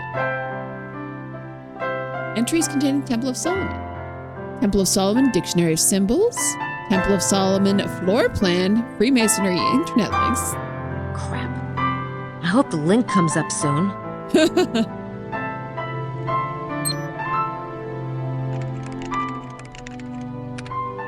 Temple of Solomon. The legendary Temple of Solomon. There's typing noises. The legendary temple was built in Jerusalem around 950 BC at the initiation of King Solomon. The typing weirds me out. The initiation of King Solomon and remained the centerpiece of Jewish faith until it was destroyed by the Romans. It is said to be based on Egyptian temple design, and this may be true, for the Bible readily admits that the chief architect was loaned to Solomon by an Egyptian pharaoh. The temple layout was given to Solomon by God as related in 2 Chronicles 3rd chapter. The length was 120 cubits and the width 30 cubits, thus giving it to a 4:1 long rectangular shape. See the temple diagram, which I can't see right now. I've disconnected from my own chat. Love that for me. The temple has become a living symbol for several occult groups. To the alchemist, being in the temple represents a state of mind, a place of mystical reflection and knowledge. The Freemasons have adopted the temple as a keystone of their ritual, their philosophy, and even the physical layout of their lodges. The idea of rebuilding the Temple of Solomon has been a stated goal, with a full range of interpretation from spiritual to literal of many ethnic, esoterical, and occult groups through the ages. The original Temple of Solomon in Jerusalem held the greatest treasures of the Jews, including the Ark of the Covenant, the Tables of Moses, the famous 10-branch golden candelabra, and the sacred records and writings of the Jewish people.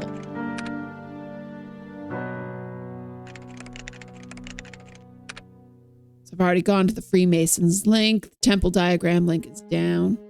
Yeah. Interesting. Cathars. The Cathars. Oops, sorry. The Cathar movement sprang to life in the south of France. Cathars were dualists. They believed that there were 2 powers, those of light and those of darkness. Unlike the Catholics, they believed the power of darkness to be just as strong as the power of light. So we've got like the light and dark side of the force going on here. For this, they were condemned as heretics and persecuted and eventually wiped out by the Roman popes. The Cathars called the power of darkness Rex Mundi, or King of the World. Rex Mundi was absolute ruler over the earth and all material things, including our bodies. For this reason, the physical body was condemned by the Cathars and all pleasures of the flesh were to be avoided. But within this corrupt material body, the power of light had inserted a bit of its light, the soul. It was the Cathars' highest aim to strive for unity with that divine, to align oneself with the soul or the spiritual rather than the body or the material. The image of 2 triangles overlapping, forming a hexagram shape, was a popular symbol for this dualist concept. One triangle was black and represented the powers of darkness, and one was white and represented the powers of light. What's dualists? Other than people who duel. Ooh, I got points for that. Duality. The Gnostic belief in the separation of good and evil, heaven and earth, carnate and incarnate.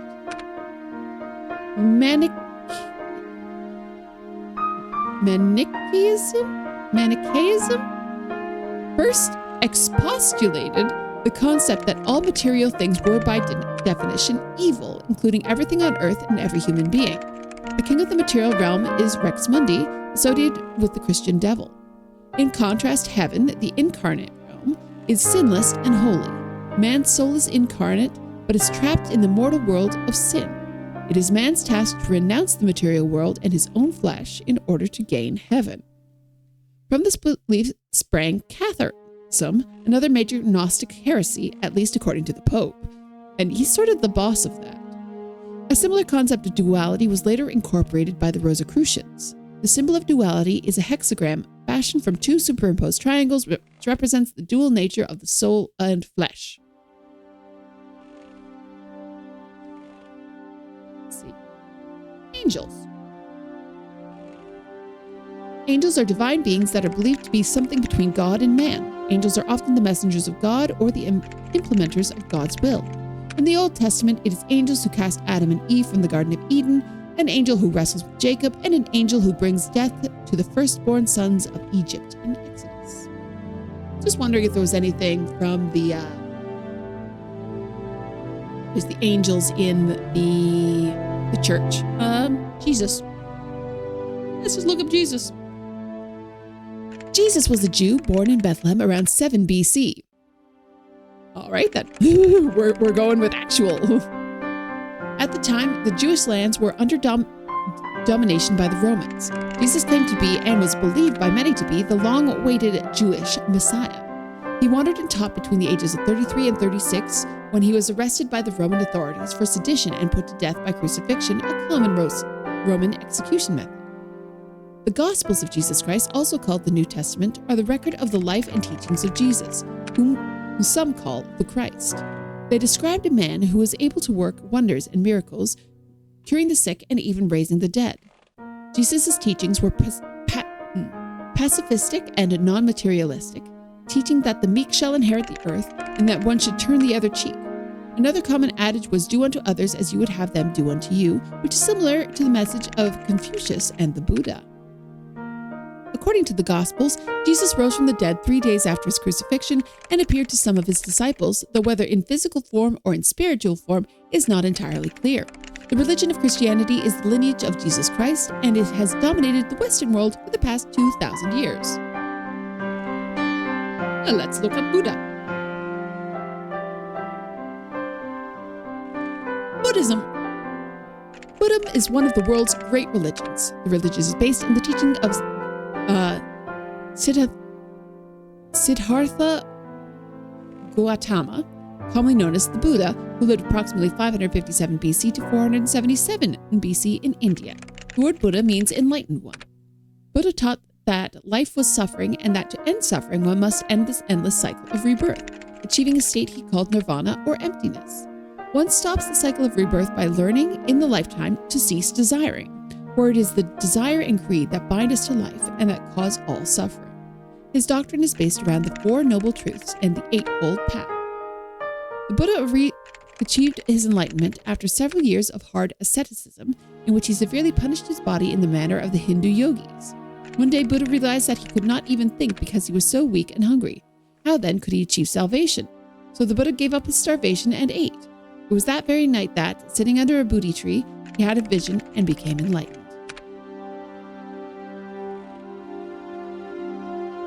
Achieving nirvana, you see Buddha has great taste in music.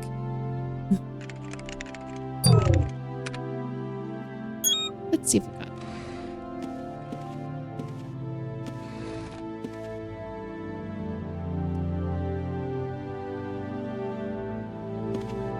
The arms of Jesus are the cross of Lorraine, both the blood in the arteries and the blood in the vein, both the source of grace and the clear fountain. The arms of Satan are the cross of Lorraine and the same artery and the same vein and the same blood and the troubled fountain. Let's look up Lorraine.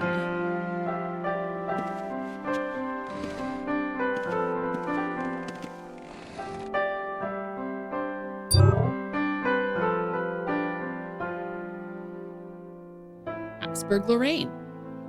The Royal Habsburg family of Europe is one of the oldest and most widespread royal dynasties. The origin of the family is obscure, but Guntram the Rich, who lived about 950 and may have been a Carolingian noble, is the earliest acknowledged ancestor. In 1273, Count Rudolf was elected German king and Holy Roman Emperor Rudolf I. He took possession of the Babenberg inheritance, Austria, which became the center of the Habsburg domains. Through royal marriage, the Habsburgs spread their dynasty throughout Europe, inhabiting Spain and its overseas empire, parts of Italy, the Netherlands, and the Netherlands. I'm going to put an "and" in there. On his abdication in 1556, Charles left the Habsburg territories divided between his two sons. In 1700, Spain passed from the Habsburgs to the French Bourbons. The male line of the Austrian Habsburg ended with Charles VI in 1740. Charles secured the right of the succession for his daughter Maria Theresa by her marriage to Duke Francis of Lorraine of France in 1736. She created the House of Habsburg-Lorraine. This line continued to rule Austria until 1919, though they were eventually forced out of Italy and Germany in the mid-19th century. Defeat in World War I led to the final break of the Habsburg Empire and the alienation of most of its territory. The last Habsburg, Emperor Charles I, refused to renounce his hereditary title and was banished from Austria in 1919. The current House of Habsburg, Archduke Otto, Charles' eldest son, is currently a resident of West Germany and one of the elected representatives of that country in the European Parliament. Except West Germany isn't a thing by the point that this game was made. You were raised Buddhist, but you went to a Baptist private school because my parents wanted you to be very good, so I had both of these religions in your head in a weird way growing up. Oh boy.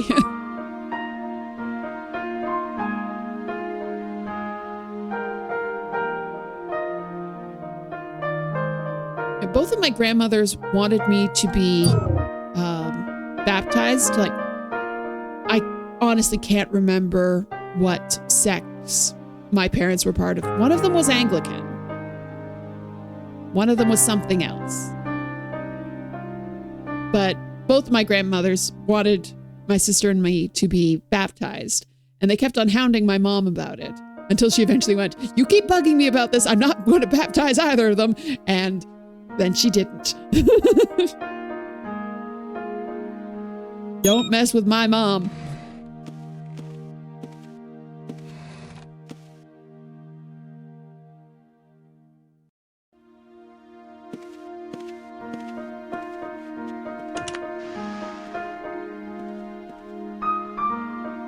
I think Mr. Baza is in that room. And he changed rooms to be in the room next to our room.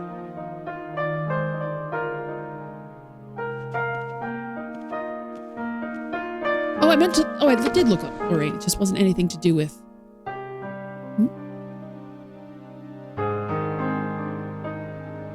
You can't be serious. I think that goes to Mr. Baza's room. Swear Gabriel night music is really good waiting room music. It's very chill. Until it's very epic. Or when the Saints go marching in. These are your options for music in Gabriel night.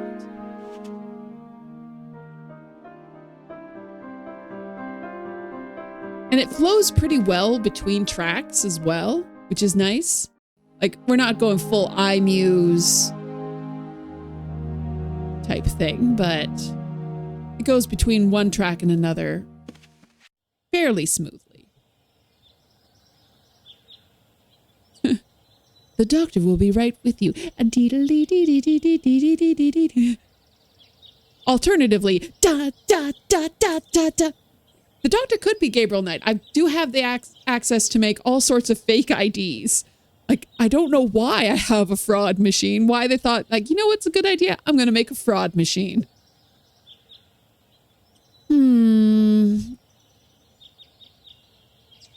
Obviously, I don't want to leave town. That would be a bad idea. I'm certainly not going to leave town on foot. I don't have... Well, I haven't been in here. I wonder if there's anything...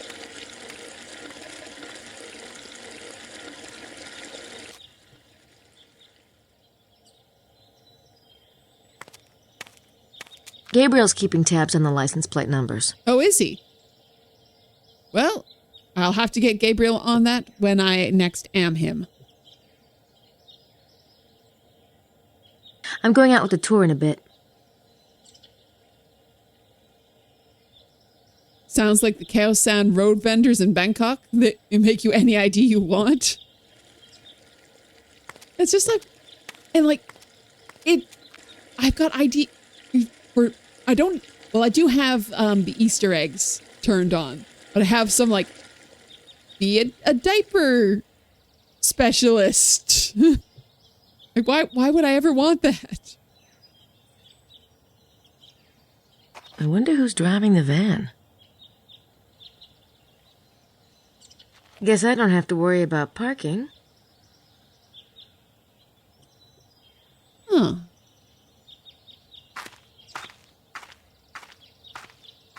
Wonder what I'm missing.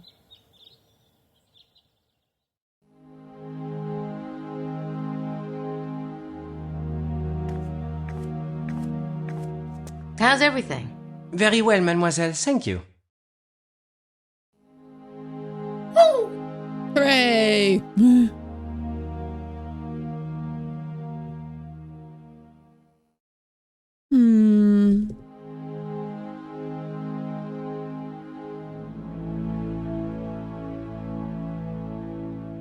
want to at least get to the next time block.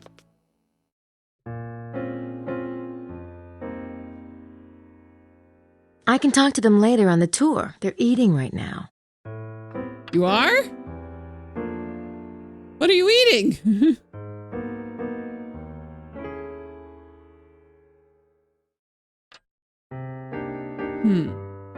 All right. Going to your favorite website and mine, uhshints.com. Just because I'm not sure where to go next.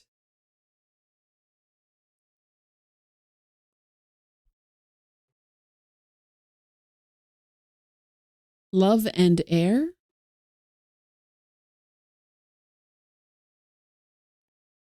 I don't know what that means.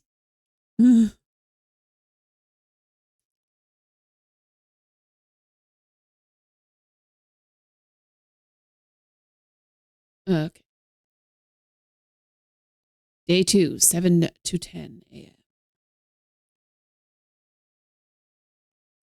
Loading, loading, loading.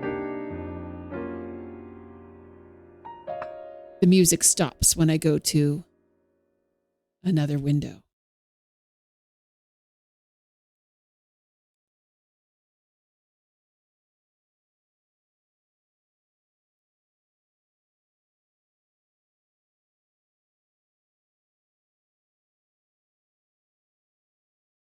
Oh, I need to look up vampires is the other thing. Okay, that's what I'm missing. That was it. I knew I had to look up something, but like, what the heck do I have to research?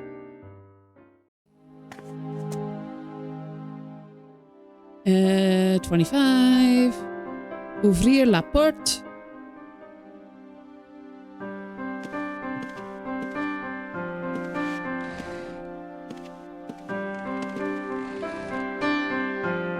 Search. Vampires. Okay.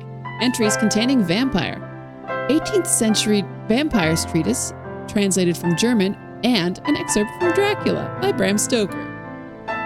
Well, this one's just interesting. From Bram Stoker's Dracula. She seemed like a nightmare of Lucy as she lay there, the pointed teeth, the blood-stained voluptuous mouth, which made one shudder to see, the whole carnal and unspirited appearance seeming like a devilish mockery of Lucy's sweet purity. So many commas.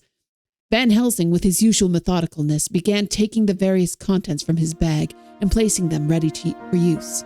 First, he took out a soldering iron and some plumbing solder, and then a small oil lamp, which gave out, when lit in the corner of the tomb, gas which burned at a fierce heat with a blue flame, and his operating knives, which he placed to hand, and last a round wooden stake, some 2.5 or 3 inches thick and about 3 feet long. One end of it was hardened by charring in the fire and was sharpened to a fine point. With this stake came a heavy hammer, such as in households is used in the coal cellar for breaking the lumps. To me, a doctor's preparations for work of any kind are stimulating and bracing, but the effect of these things on both Arthur and Quincy was to cause them a sort of consternation. They both, however, kept their courage and remained silent and quiet. When all was ready, Van Helsing said, "Before we do anything, let me tell you this. It is out of the lore and experience of the ancients and of all those who have studied the powers of the undead. When they become such, there comes with the change the curse of immortality. They cannot die, but must go on age after age, adding new victims and multiplying the evils of the world. For all that die from the preying of the undead become themselves undead and prey on their kind. And so the circle goes on ever widening, like as the ripples from a stone thrown in the water. Friend Arthur, if you had met that kiss which you know of before poor Lucy died, or again last night when you opened your arms to her, you would in time, when you had died, have become Nosferatu, as they call in Eastern Europe, and would have for all time made more of those undeads that have so filled us with horror. The career of this so unhappy dear lady is but just begun. Those children whose blood she sucked are not as yet so much the worse, but if she lives on undead, more and more they will lose their blood, and by her power over them come to her, and so she draw their blood with so wicked mouth. But if she die in truth, then all cease. The tiny wounds of the throats disappear, and they go back to their play, unknowing ever that of what has been. But the most blessed of all, when the now undead be made to rest as true dead, then the soul of the poor lady whom we love shall again be free.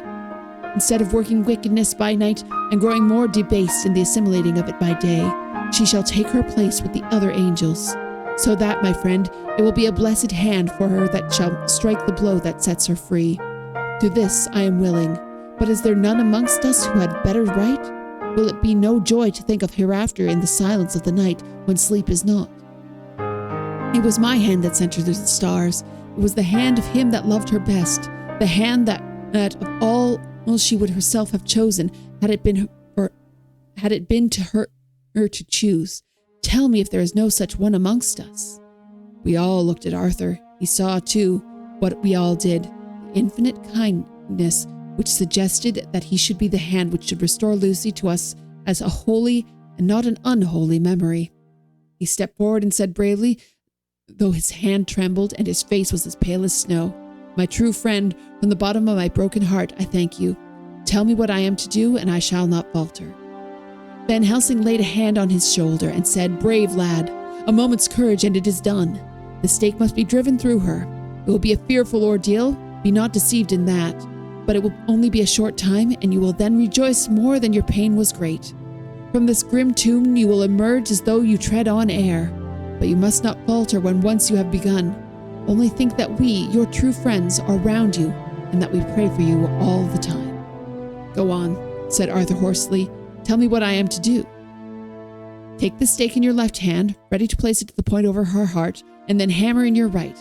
Then we begin our prayer for the dead. I shall read him. I have here in this book, and the others shall follow. Strike in God's name so that all may be well in the dead, but that we love, and that the undead pass away." Arthur took the stake and the hammer, and when once his mind was set on action, his hands never trembled, nor even quivered. Van Helsing opened his missal and began to read, and Quincy and I followed as well as we could. Arthur placed the point over her heart, and as I looked I could see its dint in the white flesh, and he struck with all his might. The thing in the coffin writhed, and a hideous, blood-curdling screech came from the opened red lips. The body shook and quivered and twisted in wild contortions. The sharp white teeth champed together till the lips were cut, and the mouth was speared with a crimson foam. But Arthur never faltered. He looked like the figure of Thor as his untrembling arm rose and fell, driving deeper and deeper at the mercy-bearing stake, whilst the blood from the pierced heart welled and spurted up around it. His face was set, and high duty seemed to shine through it. The sight of it gave us courage, so that our voices seemed to ring through the little vault. And then the writhing and quivering body that had become less, and the teeth seemed to champ, and the face to quiver, and finally it lay still. The terrible task was over. Ooh. And now let's read 18th Century Vampire's Treatise, translated from German. First bit of this water.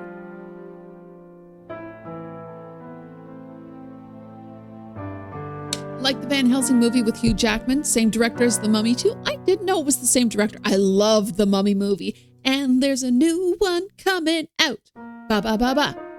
Though to be honest, I haven't actually seen any mummies other than the first one. The first one is so perfect, you don't need to see any more. It's so good. Okay.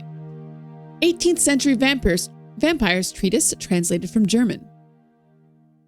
Vampirism is the act of stealing and drinking another's blood. There are creatures which drain psychic energy instead of blood, and one might argue that these creatures are vampires, but in occult circles, such beings are referred to as succubi. For the purpose of this treatise, blood must be involved. Types of vampires. The types of vampires can be distinguished by their purpose in seeking the blood. There are 3 basic categories. Vampires use the blood for sustenance, vampires use the blood to steal attributes, and vampires use the blood to gain power over the host. Vampires who require blood for sustenance. For some creatures, blood is the only viable source of nutrition. Like mosquitoes or leeches, they survive off the blood of the living. All blood-drinking creatures are creatures of darkness. These include demons, monsters, and mosquitoes. Demons. Many traditional vampire cases in such areas as Hungary, Yugoslavia, and Transylvania can be regarded as demonic possession of the dead. Fortunately, this form of Sibylline entertainment seems to be dying out these days, perhaps because demons do not care for embalming fluid. When such possession occurs, living blood is required to not only nourish the demon, but to keep the corpse from decomposing. So that's the sort of thing that's in Buffy the Vampire Slayer. Monsters. Monsters are the result of mixing human and demon blood. Such creatures are usually, but not necessarily, evil.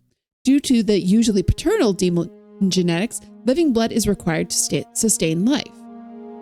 The appearance of monstrosities is increasingly rare.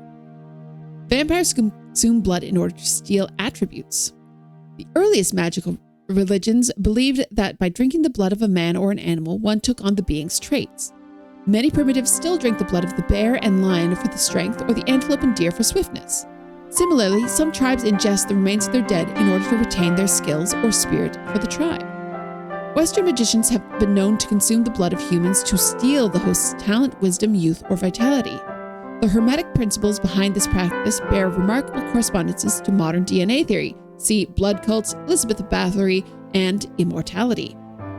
Vampires use the blood to contain power over the host. Blood is closely associated with the person's spirit or essence in many magical traditions.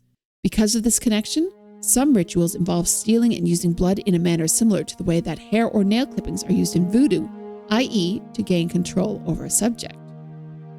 Let's take a look at some of these linked articles, because that's what you do when you're on Wikipedia. Into the Wikihole! Blood cults from Diary of an English Adept, Rosencline. I have heard it whispered that the highest magical circles that a cult exists whose secrecy goes even beyond the impenetrable 9. This cult practices black magic and, in particular, a peculiar kind of blood magic. It's a kind of magic. Thus have obscure but pernicious rumors surfaced that the existence of a blood cult, a group whose magic revolves around the properties of blood. Some rumors claim that the group is searching for immortality and/or heightened magical power through the manipulation of their blood by magic rite, interbreeding, even imbibing the blood of others with desired powers or properties. What else did I have? Elizabeth Bathory, let's skip her for now. Immortality, or living forever, has been an age-old quest of mankind. Ever since man realized that he, like his father before him, would one day die, the quest to escape the sentence has been on, and it's been fraught with desperation and little success. Many religions seek to assure their followers of life beyond death, that is, of the continuing life of the spirit, either through a destiny in heaven or hell, or through reincarnation back into the earthly plane. The goal of many occult traditions has been to look for immortality in the here and now, not trusting to the promises of the spirit world. Alchemists sought to create the Philosopher's Stone in order to achieve immortality. Others sought the Fountain of Youth or the Tree of Life from the Garden of Eden. In the case of the latter two, it was said that a drink or a single fruit would produce immortality. In the story of the Grail, the knight who protected the Grail was granted immortality as long as he remained in its presence. Don't pass the seal! The knight warned us! There are legends regarding immortals, men or women who have achieved immortality and who continue to walk the earth long after the biological time has passed. See The Wandering Jew. Well, it says to see it. The legend of the Wandering Jew has several forms. The most basic is that during the walk to Golgotha, Jesus stumbled under the weight of the cross and fell to his knees. A mean-spirited Jewish shopkeeper who was in the crowd berated him, saying, "Go on, go on." Jesus turned to the man and said, "I will go on, and so will you until I return." Thus, the man was condemned to keep moving perpetually, living on through the centuries, awaiting the second coming. This is only one version of the story, but all variants contain certain features, namely that a man from the time of Christ became immortal through some connection to the crucifixion and is doomed to wander eternally. The legend was particularly popular in the 18th century with cultists. Certain court provocateurs, such as the Comte de Saint-Germain, hinted that they might actually be the wandering Jew, cited that the character in fiction were commonplace. I think that's all I need for now.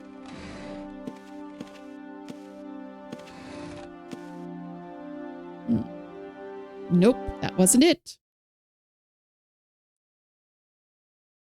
Okay. So now I go to the dining hall. Weep.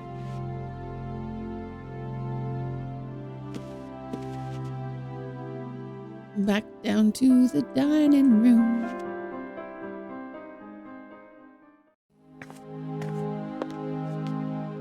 Yeah! Plot. It is time to start. Follow me, s'il vous plaît.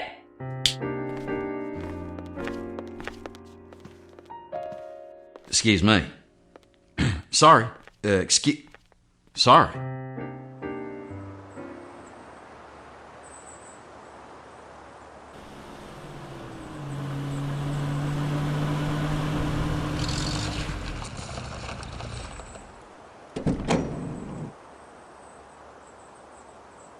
Can everyone see? Oui? Good. The tomb and the hill across the road are believed to be the models for the tomb in a painting by Nicolas Poussin. This painting, Les Bergères d'Arcadie, is a key element in the mystery of Rennes-Le-Chateau. It is said to be one of 3 paintings that Saunière had copied from the Louvre after his discovery of the parchments. The other 2 paintings were a painting of a pope, which has since been lost, and a David Teniers painting of Saint Anthony. Unfortunately, Teniers did several Saint Anthony paintings, and it is unclear which one drew Saunière's eye. What are you doodling, Poussin Amelia? painted Les Bergères in 1640. He may well have known about the local mystery, for he was born in nearby Gisors and was involved with occult and anti-monarchy elements. Several authors have theorized that there are hidden messages in these 3 paintings. If Poussin's painting has a hidden message, could its resemblance to this exact location be part of that message? And finally, how does the phrase "et in Arcadia et go" tie into the mystery? These words are written on the tomb in Poussin's painting. They translate roughly as "and in Arcadia I..." Arcadia was a pastoral paradise represented in art and music of the 17th century. Because the words are written on a tomb, the phrase is commonly thought to mean that death exists even in paradise, and yet... Yes? The way it is worded is not the complete thought, or even proper Latin. So what does the phrase mean? Perhaps only Poussin himself and Saunière knew the answer. Look around and take some pictures if you like. We leave in a few minutes. Yay! I thought I would get like a time passing thing that I was going into the next time block, but I guess not. So I'm going to save.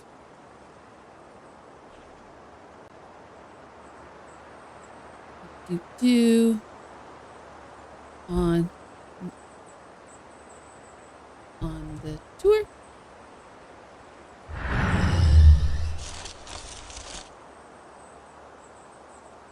Mosley hasn't changed a bit. Welcome back from ad break, everyone. I thought that I would have like a good stopping point before the ad break started. Unfortunately, it went right into a cutscene. Basically, all you guys missed was a description of this location we are at. There is a tomb across the way here, which is possibly portrayed in a painting that Saunière had copied. Upon it, the tomb in the painting is written the words "Et in Arcadia ego," which is not an entire Latin phrase. sentence. It's, and in Arcadia, what?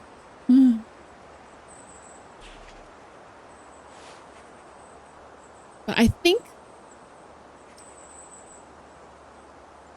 no, we can keep going.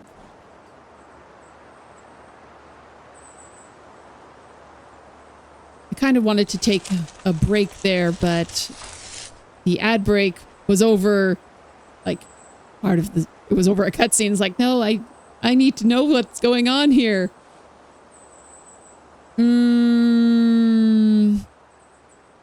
Okay, I might take an awkwardly timed break for me myself. Just going to go here because it's the only way to really pause. And I will be back in a few minutes. Enjoy the dancing crabs as always.